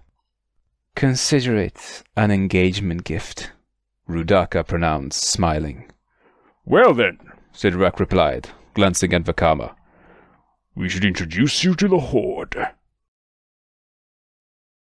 Matau looped another strand of webbing around 2 rock outcroppings. Satisfied with what he had created, he looked at Onewa. "Come on." "You're not thinking what I think you're thinking," said the Toa Hordika of stone. Matau pulled the webbing taut and tested its strength. Then he stepped into the center of the makeshift slingshot and backed up against the resistance of the webbing, stretching it out. "Yes, you are," said Onewa, stepping over to join the Toa Hordika of air in the center. "I knew there was a reason I always liked you." Working together, they forced the webbing back, until it was strained to the limit. "Tight hold," said Matau. Onewa grabbed onto his fellow Toa. Then they both lifted their feet from the ground, and the slingshot snapped forward, launching them out over the chasm just as the Onorak burst into view behind them. Spotting Norik entangled below, Onewa reached down and grabbed him. "Going our way?" "We did it!" shouted Matau. "We're going to make it!" But the Toa Hordika of air had spoken too soon. With the added weight of Norik, their momentum was spending itself too soon. They began to arc down toward the water below. "Or not," added Matau. The Toa Hordika and Rahaga slammed into the water. Above, their 3 allies watched with concern. "What do we do now?" asked Wenua. "Seeing as Norik is the one that knows the way to Kitongu," said Nokama, "we swim." She ran and jumped off the ledge, executing a graceful dive into the canal. A moment later, she disappeared beneath the surface of the liquid protodermis. Wenua looked at Nuju. "Oh, brother." The 2 Toa stepped to the edge, steeled themselves, and jumped off. Sidorak marched boldly through a Colosseum tunnel, Vakama dutifully following behind. The king of the Visorak reflected on what he had accomplished this day. An engagement with Rudaka would have many positive effects. As queen of the hordes, she would share equally with Sidorak in the rewards of conquest, making it less likely she would try to undercut his power in the future. This ridiculous competition to earn Makuta's favor would end. Best of all, Sidorak would now have standing in Hordika's land, and given the power of those set to dwell there, that was no small achievement. Vakama was another matter, of course. Sidorak saw no reason not to trust the Toa Hordika's defection, and it was true that no other Horde Master would be better suited to anticipate the strategies of Toa. Still, the king was determined that Vakama's ambitions would start and end with being field commander, and not extend to the throne. Sidorak knew from experience how quickly a ruthless being could ascend to power. You know, Vakama, you remind me a bit of myself at your age, he said. When Vakama made no reply, he added, That was a compliment. Thank you, my king, Vakama said half-heartedly. Think nothing of it. Such is the generosity of my rule, the king continued. My horde is an obedient one. They will do anything you command. Unless I command differently, of course. Of course, Vakama replied. Sidorak slapped the Toa Hordika on the back, almost knocking him off his feet. Good. Now then. They stepped out onto the Colosseum observation deck. Assembled below were hundreds of Visorak of every type, waiting for their orders. Meet the troops, boomed Sidorak. The eyes of the Visorak spiders went from Sidorak to Vakama. Then, as one, they bowed before their new commander. Despite himself, Vakama felt a flush of pride. These were experienced hunters, crack teams that had ravaged 1,000 lands, and yet they were prepared to follow his leadership. Where 5 Toa had scoffed at him, 1,000 Visorak were now ready to fight at his command. Perhaps you'd like to say a few words, suggested Sidorak. Vakama's Hordika side rose in full fury. He gave a roar that shook the Colosseum. The Visorak horde rose to its collective feet and responded with a roar of its own. From a distance, Hordika watched the scene unfold with pleasure. As Viceroy, she had limited authority over the horde, and many of the Visorak refused to do anything without Sidorak's stated approval. But now Vakama ruled the horde, and she would rule Vakama. Sidorak doesn't know it, she thought, but he just became expendable. The Toa Hordika flew through an underwater chute at a frightening rate of speed. Unlike the above-ground chutes, this one was still functional, evidently from some power source previously undiscovered by the Matoran. That explains how the Visorak got to Metru Nui, thought Nokama as she rocketed along. There must be other chutes under the sea that are still operating, though I can't imagine how. Her eyes, more accustomed to seeing underwater than those of the others, detected something strange ahead. The chute curved upward abruptly and seemed to be ruptured in places. She could feel a chill in the water as she drew closer to that spot. The next instant, she was no longer in liquid protodermis, but skidding along a sheet of ice inside the chute. Water she could handle. Ice was another matter. Unable to check her flight, she went hurtling out of the chute, followed closely by Nuju and Wenua. All 3 sailed through the air before slamming into a snowbank. Shaken, Nokama looked around. They were in a white world, so bright it was almost blinding. It looked like Kometru, but a Kometru where the weather had gone mad. "Where are we?" she asked. "Home," said Nuju. Wenua shook the snow off himself. "Good. Then you know where we are?" Nuju looked around. With surprise in his voice, he answered, "No." Wenua shook his head. "Always watching the stars, but the earth has its secrets too." Norik's head suddenly popped out of the canopy of snow above them. "Kitongu has never been found, my friends. It follows that where he lives hasn't been either." "I don't believe it!" It was Matau's voice, coming from somewhere off to the left.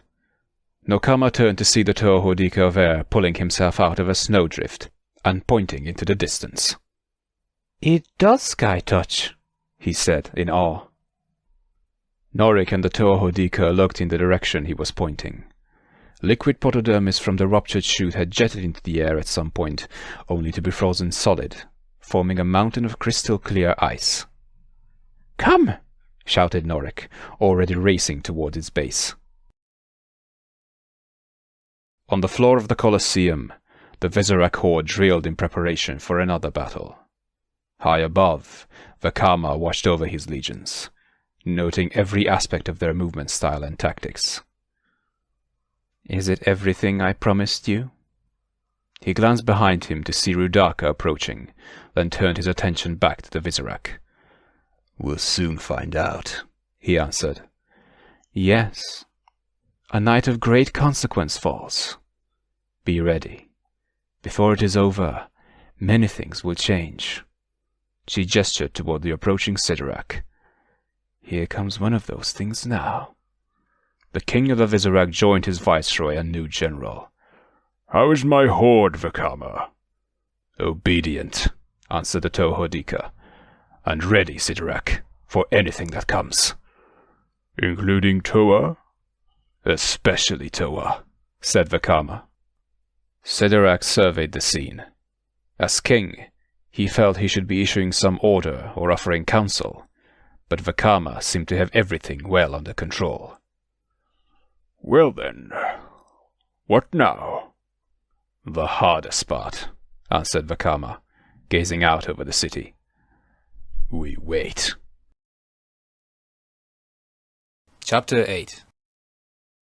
Using his fang blades, Matau had easily outdistanced the others in climbing the ice mountain. As he neared the summit, he turned back to see Norik, Nokama, Wenua, Onawa, and Nuju struggling to catch up.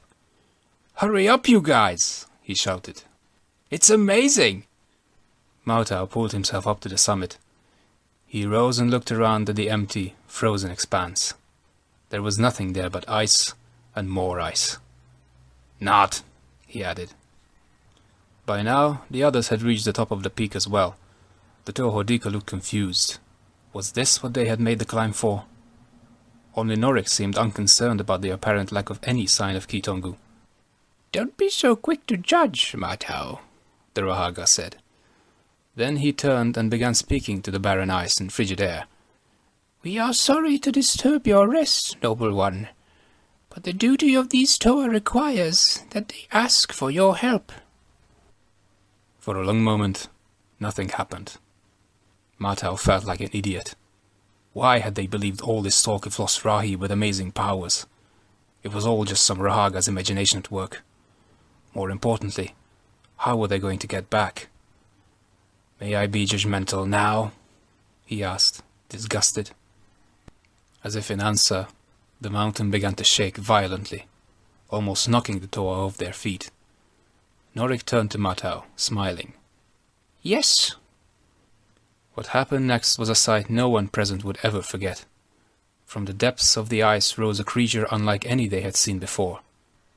His armor looked as if it had been forged from the sun, and his very presence radiated power. His right arm ended in a whirling array of shields, while his left hand held a wickedly sharp pickaxe.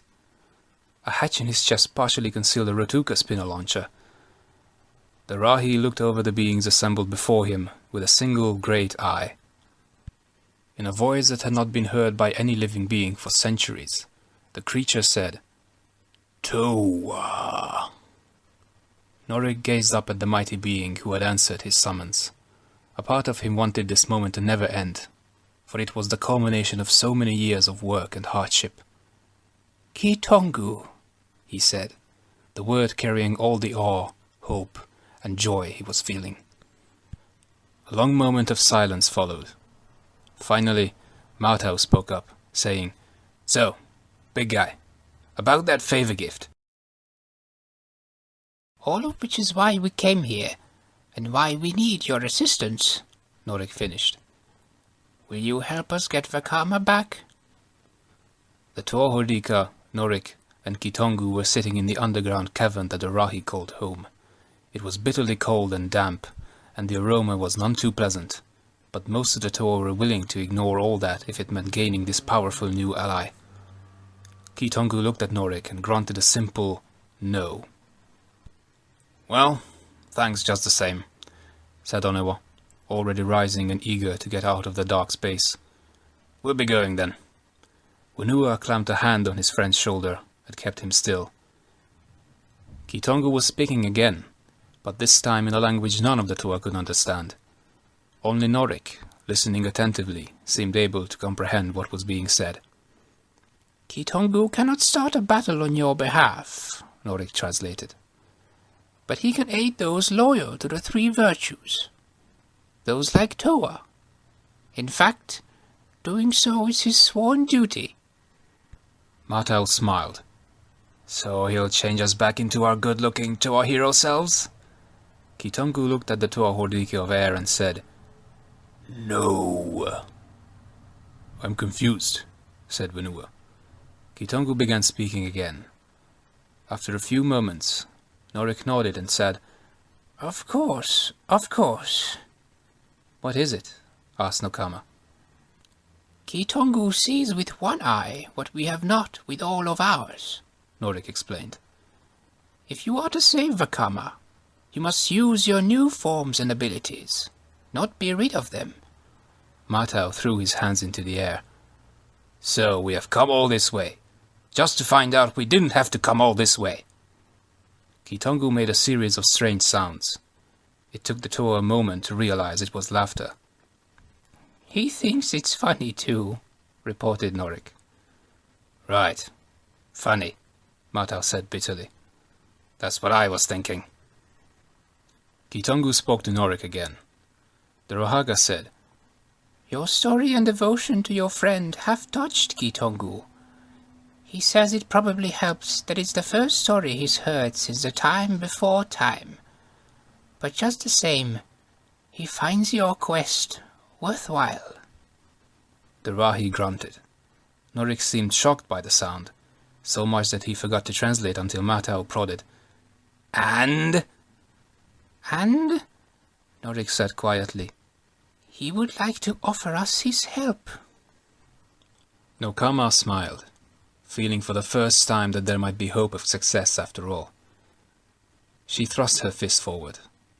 One by one, Nuju, Onewa, Wenua, and Matau met her fists with theirs.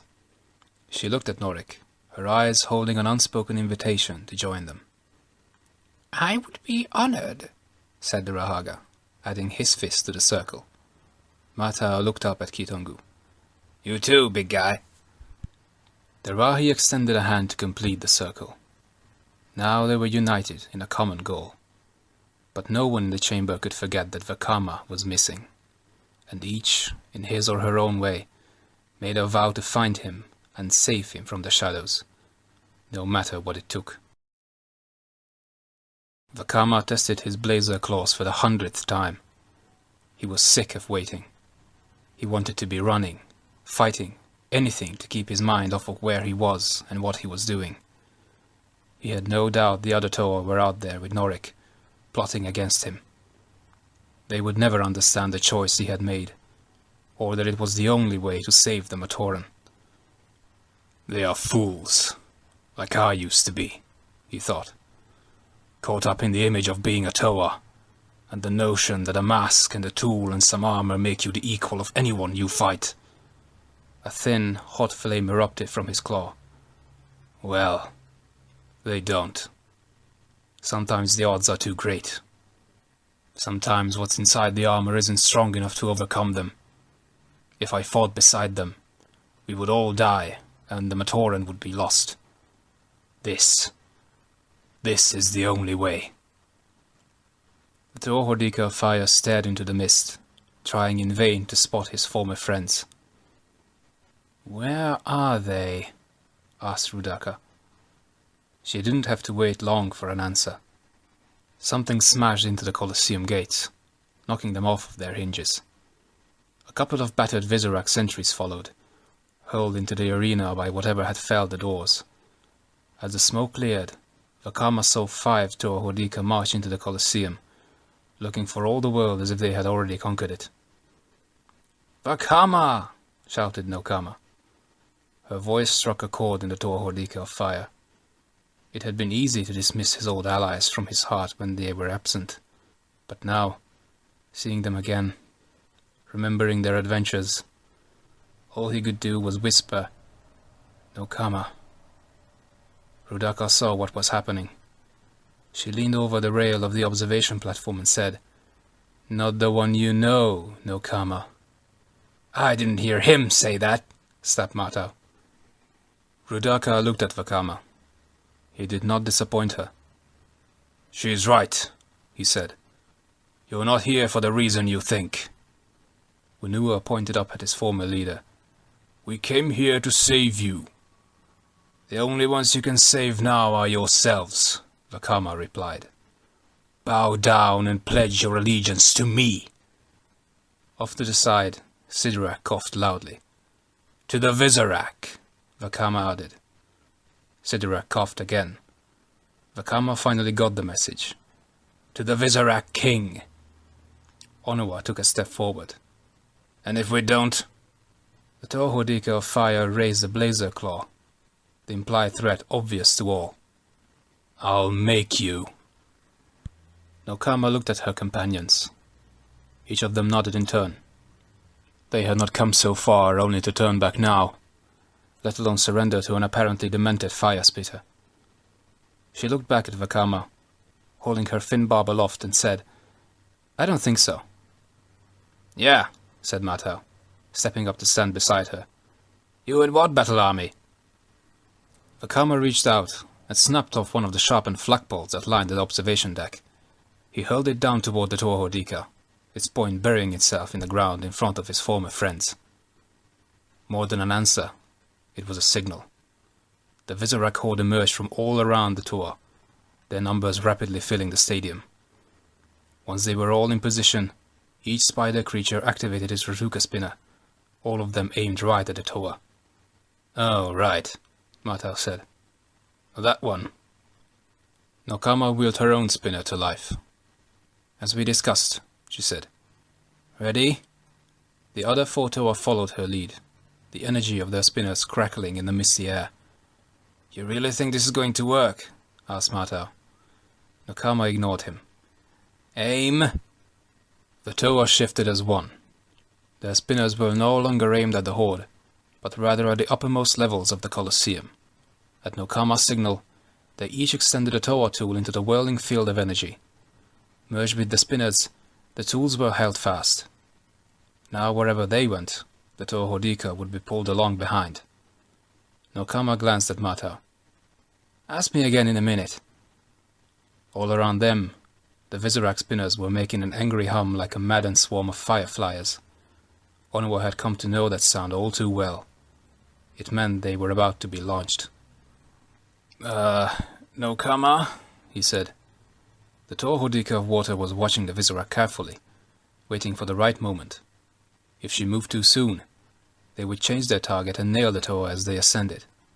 She had to wait until the spiders had committed to their launch, no matter how risky that might be. Rudaka was growing impatient. The Toa Hordika were at their mercy, surrounded with no way to escape. What was Vakama waiting for? If you want an enemy ground into the dust, you have to do it yourself, she decided. Fire!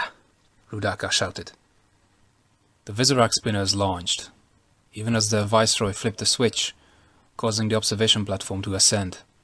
Down below, Matau watched with panic as hundreds of spinners flew right toward him. What she said, he shouted. The 5 Toa launched their spinners, and then held on to their tools for dear life as they were pulled into the air.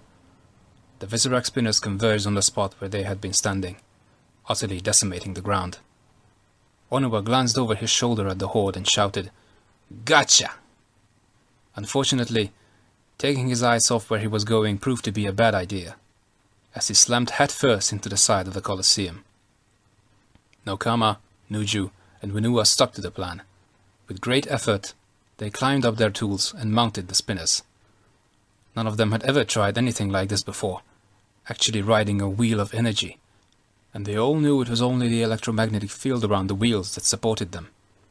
The instant the spinners weakened, they would fall to their deaths.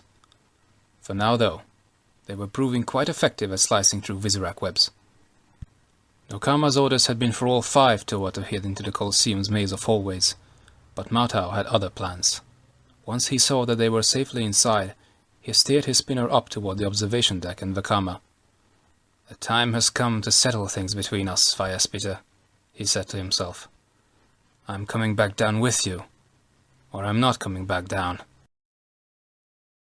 Earth-shaking sounds rattled the Colosseum. At first, it had felt like something was advancing toward the structure, but now it was as if that something was pounding on the building itself.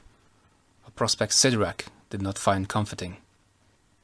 "Still, that sound," he said uneasily. He reached out and flipped the switch, bringing the observation platform to a halt. Leaning over the side, he saw something that froze his black heart.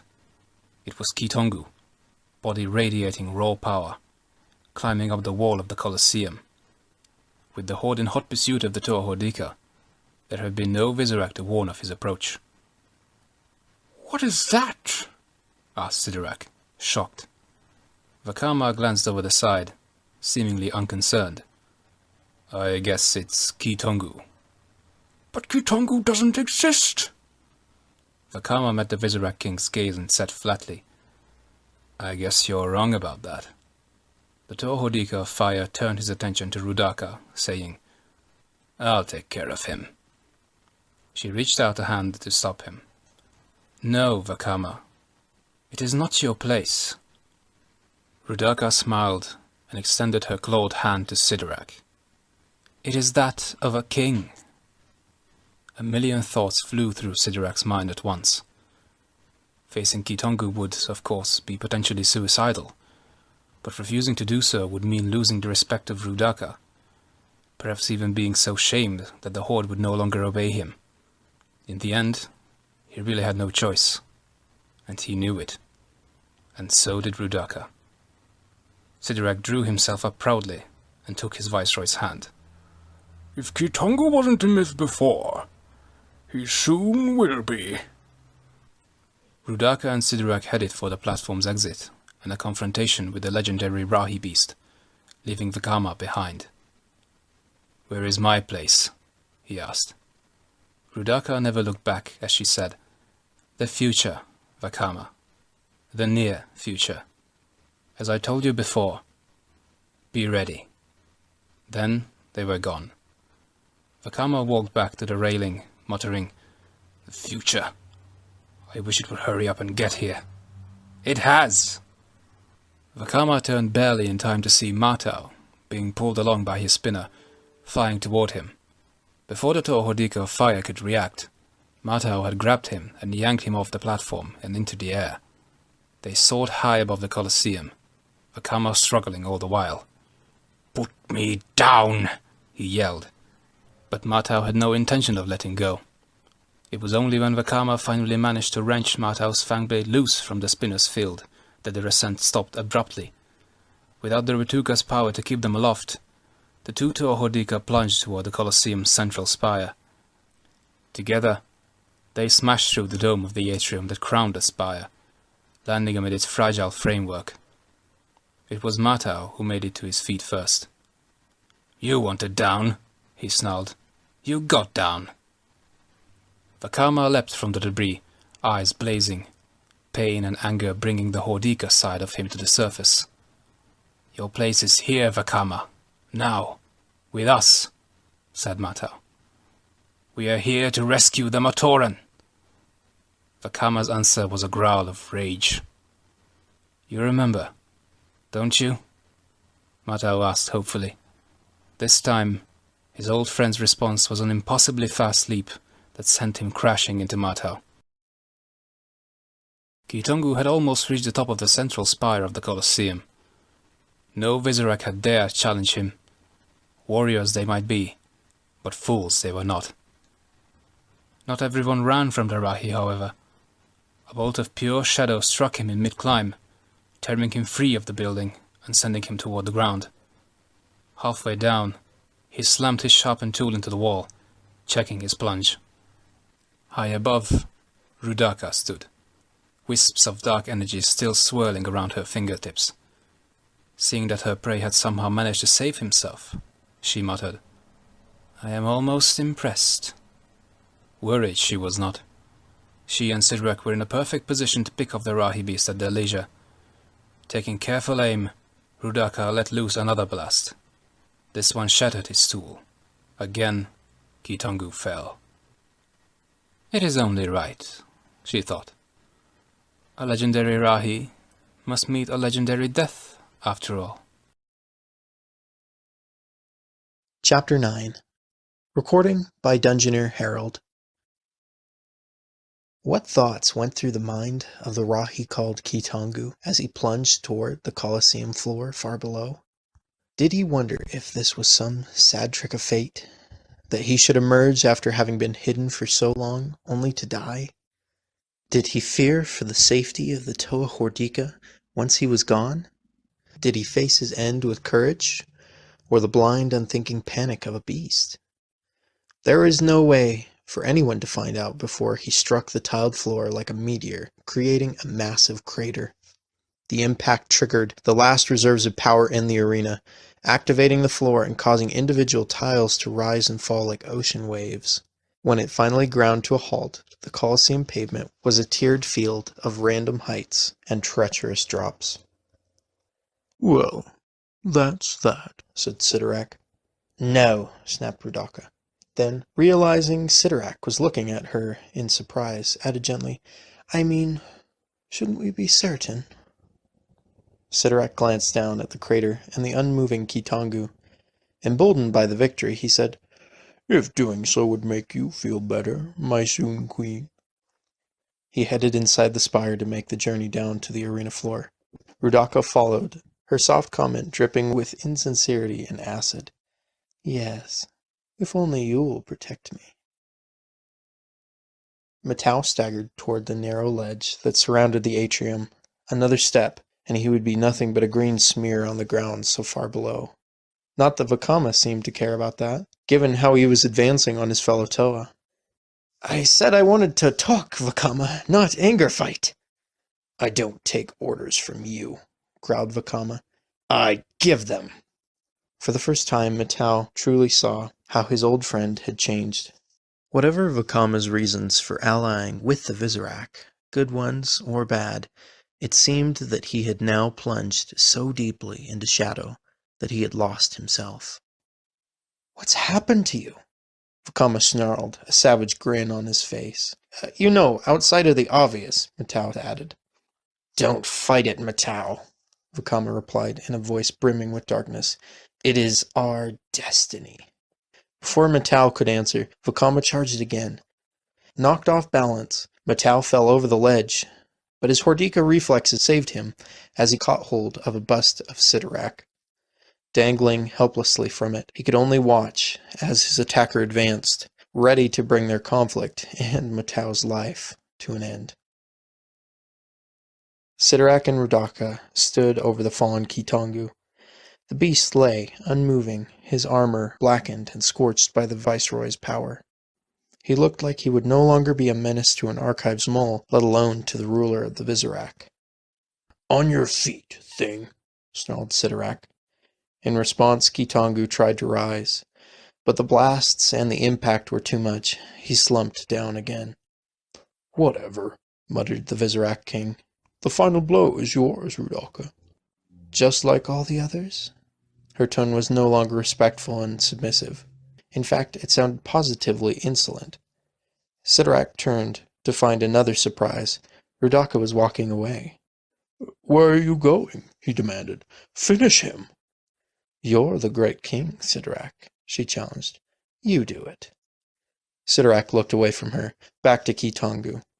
The Rahi had finally made it to his feet, battered, bruised, and very, very angry. "But I can't defeat him myself," Sidorak pleaded in a harsh whisper. Rudaka smiled. "I know." It was then, even as she disappeared among the pillars of protodermis, that Sidorak finally knew. She had engineered it all. Her blasts had been calculated to wound the Kitongu, but not to kill, leaving Sidorak at the mercy of a maddened Rahi. And why? Because there was another way for Hordika to take control of the Horde. One much faster and easier than a marriage of convenience. The death of the king. A shadow fell on Sidorak, but now he realized it was not the shadow of Kitongu. It was the shadow of his own doom. The fate he had visited upon so many others over the centuries was now to be visited upon him. As Kitongu raised his great fist, Sidorak wondered if his viceroy realized that in a way she was acting in the interests of justice, a concept she despised. "Hordika," the king said weakly, as the blow fell.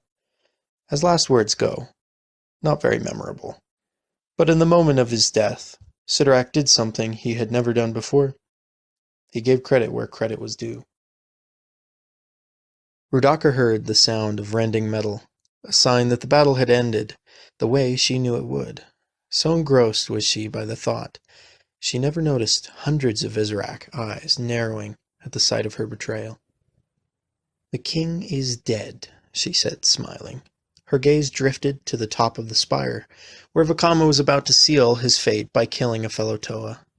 Once that act was completed, there would be no going back for the Toa Hordika of fire.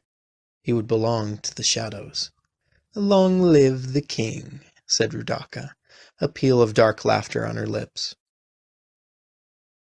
Matau was being extremely stubborn. He wouldn't surrender. He wouldn't fall and die. Vakam was determined that his old ally would do one or the other, and he was no longer certain he cared which. Figuring that the Toa Hordika of air needed was a little motivation, Vakama stepped on his fingers. "You're weak, brother," he hissed. Matau winced at the pain, but somehow hung on. "You're right, Vakama. I am weak. No Kama, Wenua, Anua, Nuju, we all are. So at last you see the truth." "Yeah, I guess I do," Matau answered. "I've made a lot of fool mistakes lately, Vakama.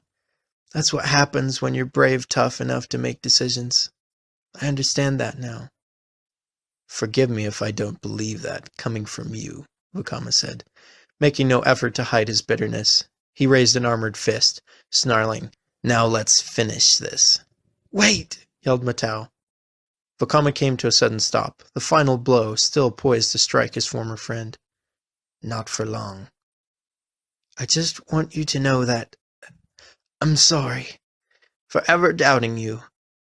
You see, Vakama, that's the reason we're so deep weak. We don't have you." Was that a flicker of awareness in Vakama's eyes? Some remnant of his Toa spirit, fighting to break through the shroud of Hordika rage? Matau wasn't sure, but he saw his opening and was going to take it. If Vakama killed him, well, at least he would have had his say. "Our Toa strength comes from our unity, Vakama," he said urgently, "which means you can't be ever strong without us, either. No matter what some screw-brained monster like Hordika tells you." Vakama's fist began to shake. Matau's words were forcing him to remember feelings he had buried. He struggled to remember the reasons he had allied himself with Hordika. They had been good reasons, he was sure, but instead he found only questions. Why had he been so filled with rage, beyond what even the Hordika mutation should have caused? Why had his power to see visions of the future failed him? "I'm better, stronger, alone," he said. Even in his ears, the words sounded hollow. "I don't just believe that, and I don't think you do either." Matau looked up at Vakama again. "Things change, but you'll always be my friend, and Toa brother, and something more. Something it took all of this for me to learn, see?" Matau's eyes locked on those of Vakama. "You're our leader, Vakama. You're my leader." The Toa Hordika of fire began to lower his fist. He wished Matau would shut up and stop confusing him. It would be so easy to silence his chatter. One blow, and no more Matau. Why couldn't he do it? Why did he even want to do it? What was wrong with his mind?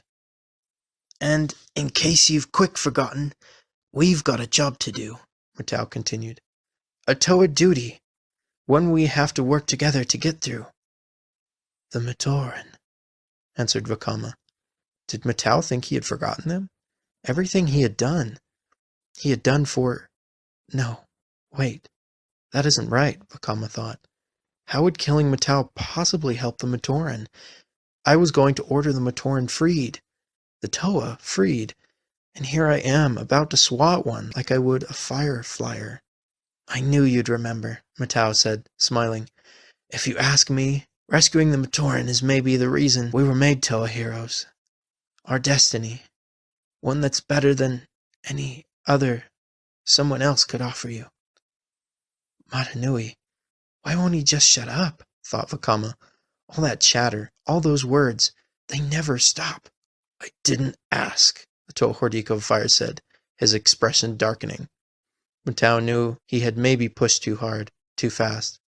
Holding on above a high fall will make you impatient, he thought. You're true right. You didn't, he said to Vakama. I guess I just needed you to hear it. And if there's any of the Toa hero Vakama I know left in there, he'll know what to do with it, and what's going to happen next. Matau, don't! But Vakama's cry was too late. The Toa Hordika of Air had let go of the bust of Visorak and was falling to his death as surely as if Vakama had pushed him. In that instant, Vakama knew he had to make a decision. He could hear Rudaka promising him power beyond imagining in return for betraying his fellow Toa. He could hear Turagali Khan saying, I am proud to have called you brother, Toa Vakama. Those were the last words that hero had spoken before dying for Metru Nui. Matau was right, Vakama realized. I do know what to do. Chapter 10. Narrated by Nemetron. Nokama, Nuju, Onawa, and Wenua made their way through the twisting corridors of the Colosseum. Their goal was a subterranean vault in which the sleeping Matoran were kept, locked inside silver spheres. Keep moving, urged Nokama. We're almost there. The Matoran are in the next chamber, said Nuju. The four Toa Hordika rushed into the vault, and past a pair of massive pillars to reach the storage racks. All around them were stacks of Matoran spheres. The knowledge that they were so close to completing their mission, despite all the obstacles they had faced, filled the Toa with a feeling of triumph. We made it! Shouted Onewa. But Wenua was not ready to join the celebration. His enhanced Hordika senses told him something was wrong. It was what felt like a draft in a room far removed from any outside exits. With a shudder, he realized that it was not a draft. It was something breathing. The pillars moved, revealing themselves to be huge legs. The ceiling shifted as a massive creature bent down, the monstrous face of a Kagarak coming into view. The Toa had seen these elite Visorak guardians before, but never one quite so large. And that's a good thing, said Wenua. Onawa shook his head. We are so gonna feel this. With a sharp hiss, the Kagarak attacked. An instant later, the Toa Hordika were flying through the Colosseum wall and out into the center of the arena. Debris rained down around them, half burying them in a pit. Weren't we just here? Asked Nuju, dazed. Nokama glanced up. Visorak of every type were fast converging on the pit. The Toa were completely surrounded. On your feet, she barked to the others. Now! Standing back to back, the Toa Hordika prepared for what would surely be their last stand. Matau heard the wind whistle past him as he fell toward the arena floor. Letting go had been a desperate gamble, and it appeared headed for failure. What a dark mess, he muttered. I was stupid to think I could quick-save Vakama. You did, Matau. The Toa Hordika of Air looked up. There was Vakama, plunging down after him, arms outstretched. Vakama! Yes, said the Toa Hordika of Fire. The one you know. Now they were both falling, but Matau hardly noticed. With his brother Toa at his side, He suddenly felt like they could overcome anything. "Well, feel free to return the favor, brother," he said. "There's no shortage of Toa heroes who need saving." Vakama smiled. "Yes, I have a plan for that." He grabbed Matau. "Great," replied Matau. "But do you have a thought plan to make us—" His sentence was cut off by the abrupt halt in their fall. Puzzled, Matau looked up and saw that Vakama had a strand of Visorak webbing tied around his ankle. Its elasticity had stopped their plunge without snapping them in two, for which Matau was grateful. He was less so about what was going to happen next. Stretched to his limit, the webbing suddenly snapped back, sending the two Toa hurtling up toward the observation deck. The 5 Rahaga struggled in vain to undo their bonds. They had seen the valiant fight the Toa Hordika were putting up against the hordes, futile as it might be.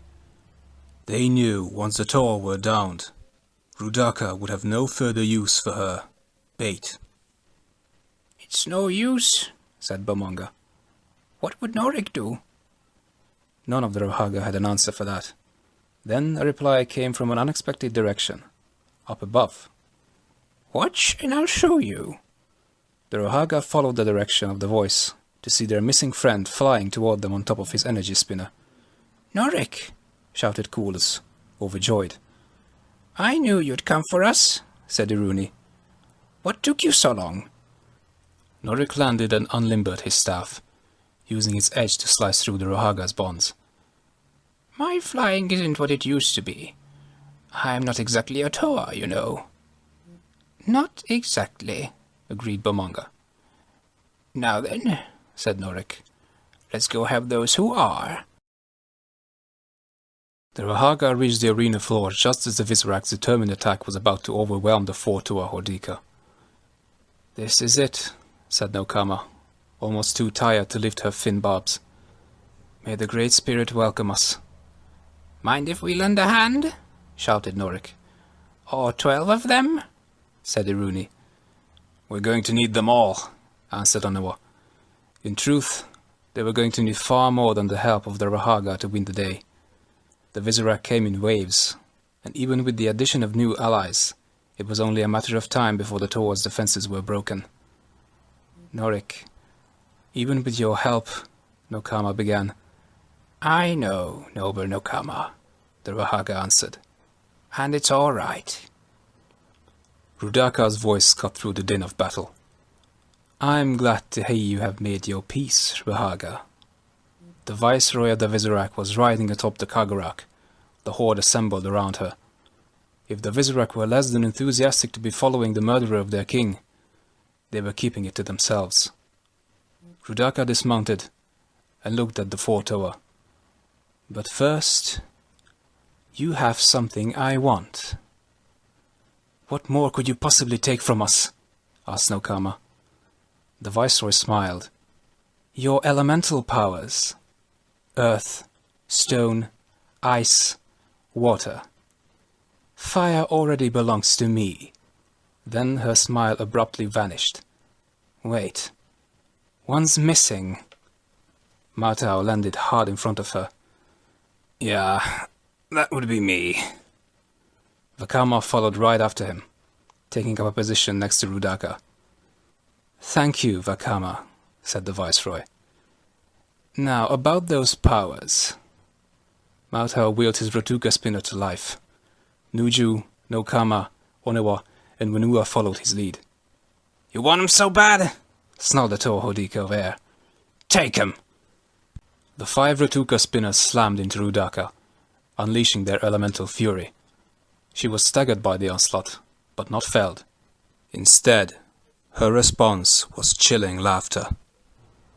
"All right," said Matau. "Who quick launched the tickle spinner?" "Fools!" snapped Rudaka. "Your powers are nothing." She gestured to Vakama, who still stood silently beside her. "If they are not united." Rudaka raised a claw and summoned the dark energy that coursed through her. "And as Vakama stands with me?" "Actually," said the Toa Hordika of fire. Rudaka turned to see him activating a fire spinner, aimed squarely at her. "I wanted to talk to you about that," he finished. For only a moment, the Viceroy showed fear. Then she regained her composure and gestured toward the Horde. You can defeat me, Vakama, but not all of them. Strike me down and they will surely destroy you and your friends. Think about it. I have, answered Vakama. And seeing as you convinced Sidorak to have the Horde obey me, he turned to the assembled legion of spider creatures.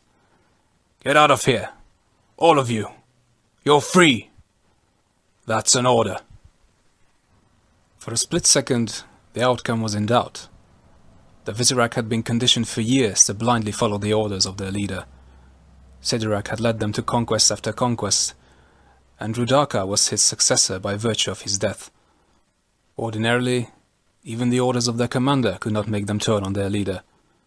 But too many of them had seen Rudaka lure Sidorak to his death. And betrayal could not, must not, be rewarded with loyalty.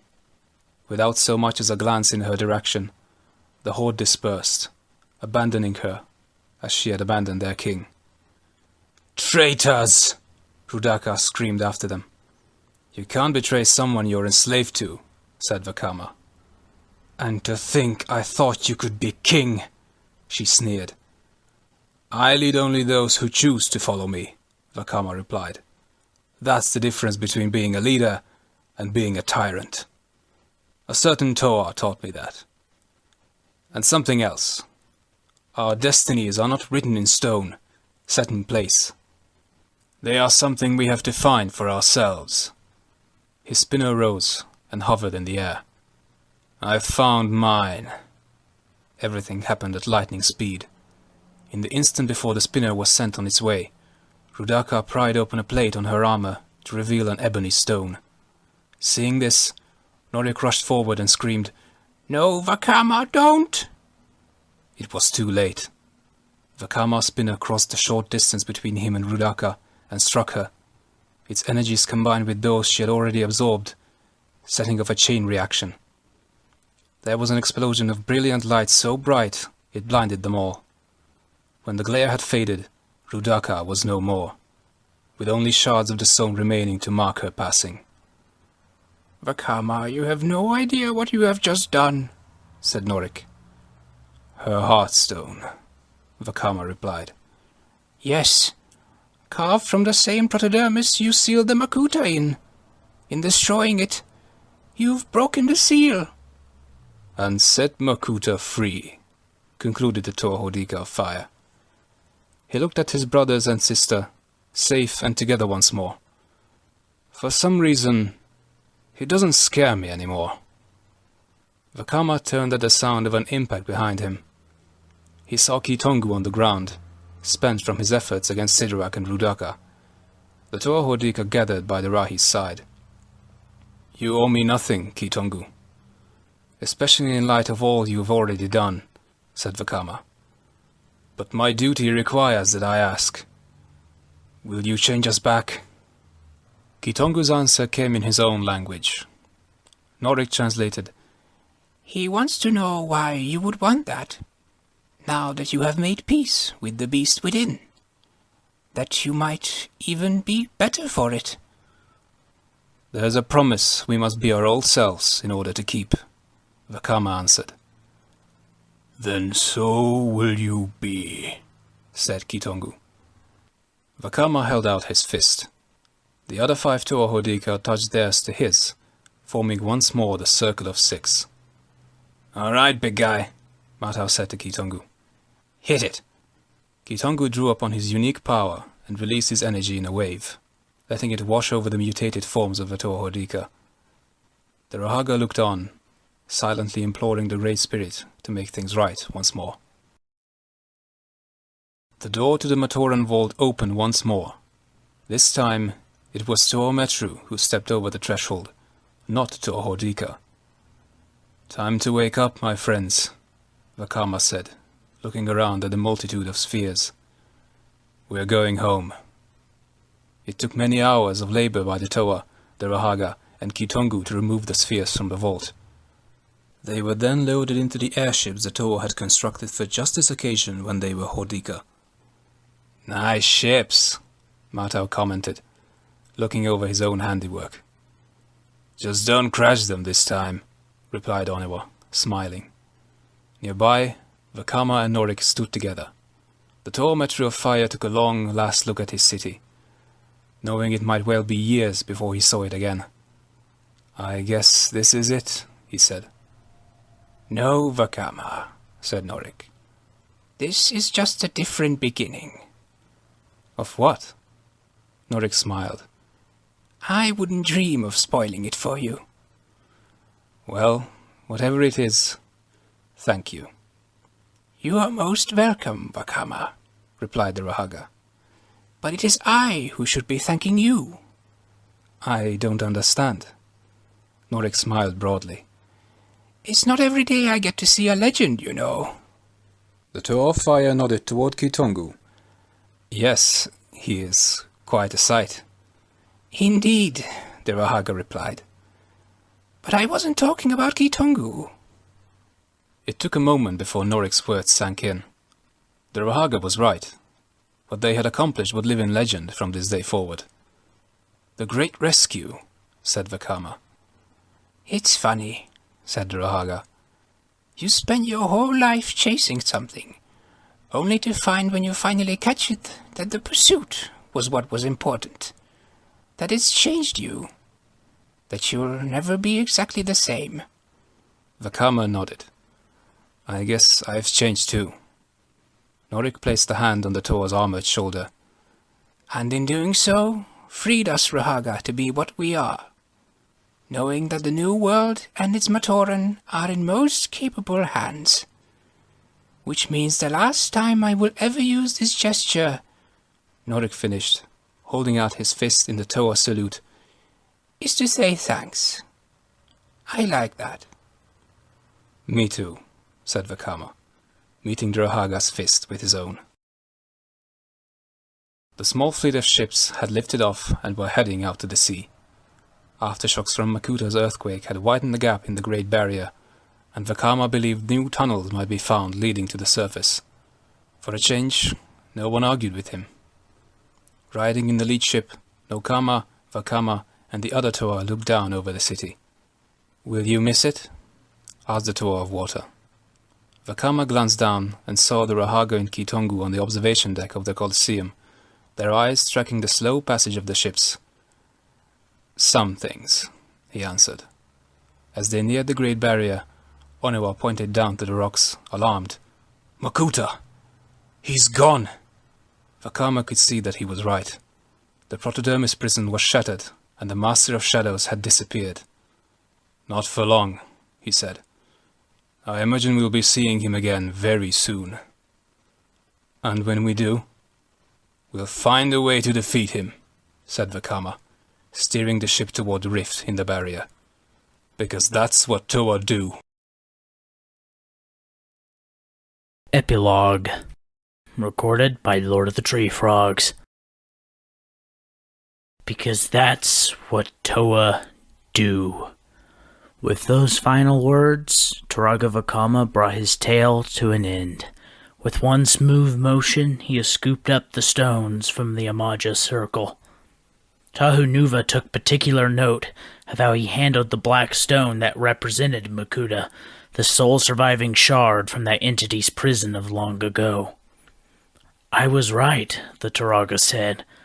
Makuta would follow us here, and threaten to cast our new world and all who came to call it home into everlasting shadow. Joller, still caught up in the tale, could barely contain himself. And? Vakama smiled. I believe you already know that story, Joller. Come now, enough of old legends for one day. The Turaga rose and walked away, followed by the Toanuva, Takanuva, Joller, and Holly. Where are we going? Asked the Galmatoran chronicler.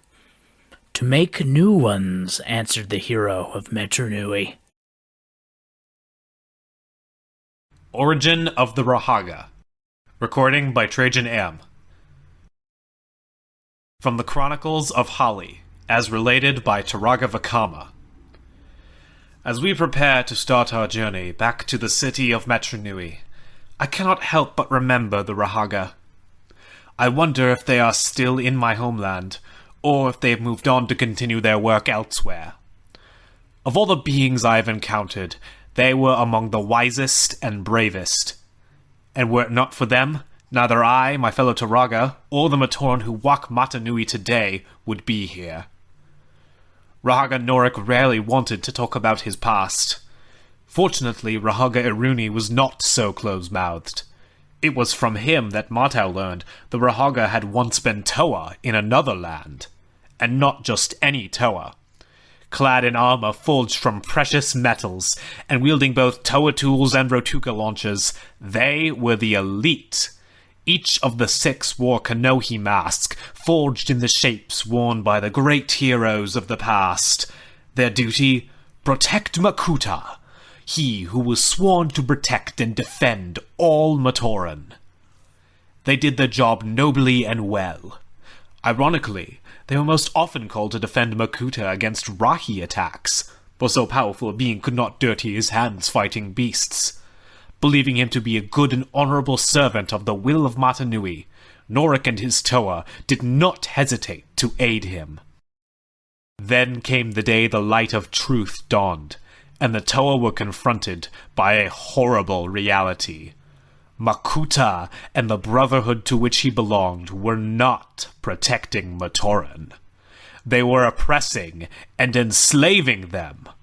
Even the very masks Norik and the others wore had been forged by Matoran working under threat of punishment, or worse. In addition, the Brotherhood of Makuta had allied itself with a foul mercenary band known as Dark Hunters. They converted the Exotoa mechanoids, first built as guardians of the Matoran, into sentries for their own fortresses. Burning for justice and revenge, the Toa mounted an attack on a Brotherhood base. Arrayed against them were Dark Hunters and Exotoa, prepared to sacrifice all in the service of their Dark Masters. Separated in the conflict, the Toa fell one by one, but not at the hands of these enemies. No, they were felled by treacherous attacks from the shadows by Rudaka. Finally, only Norik and Iruni remained. Cunning in their strategy and absolutely fearless in their actions, they succeeded in driving off the Dark Hunters and destroying most of the Exotoa. Makuta battled them to a stalemate until he too left the field, badly weakened. Now the 2 Toa had to find their companions. Find them they did. Shrunken, weakened, turned into monstrous mockeries of Turaga.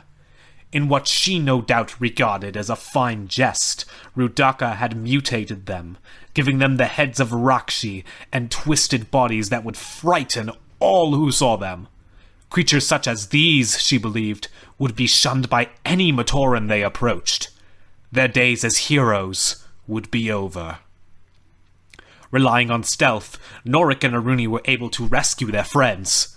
But they were discovered by Sidorak and Rudaka and struck by her mutation spinners. Strangely, she then allowed them to escape, perhaps convinced they would never prove a danger to her. 6 who had once been powerful Toa were now Rahaga. At first they were grief-stricken over the change, but Kualas and Norik rallied them. "Our bodies have been changed," said Kualas, "but not our hearts. Not our spirits. No matter how we look, every breath we take as heroes in the service of Mata Nui." Norik gave them a new purpose: to find Kitongu, a mythical Rahi said to have the power to counteract any attack. Only he might have a hope of defeating Sidorak and Rudaka. Some, like Iruni, doubted that this being even existed. Still, they agreed to follow Norik's lead, knowing that unity was essential to the Rahaga's survival. From that day to this, the Rahaga have wandered from island to island, seeking Kitongu and studying the ways of the Rahi.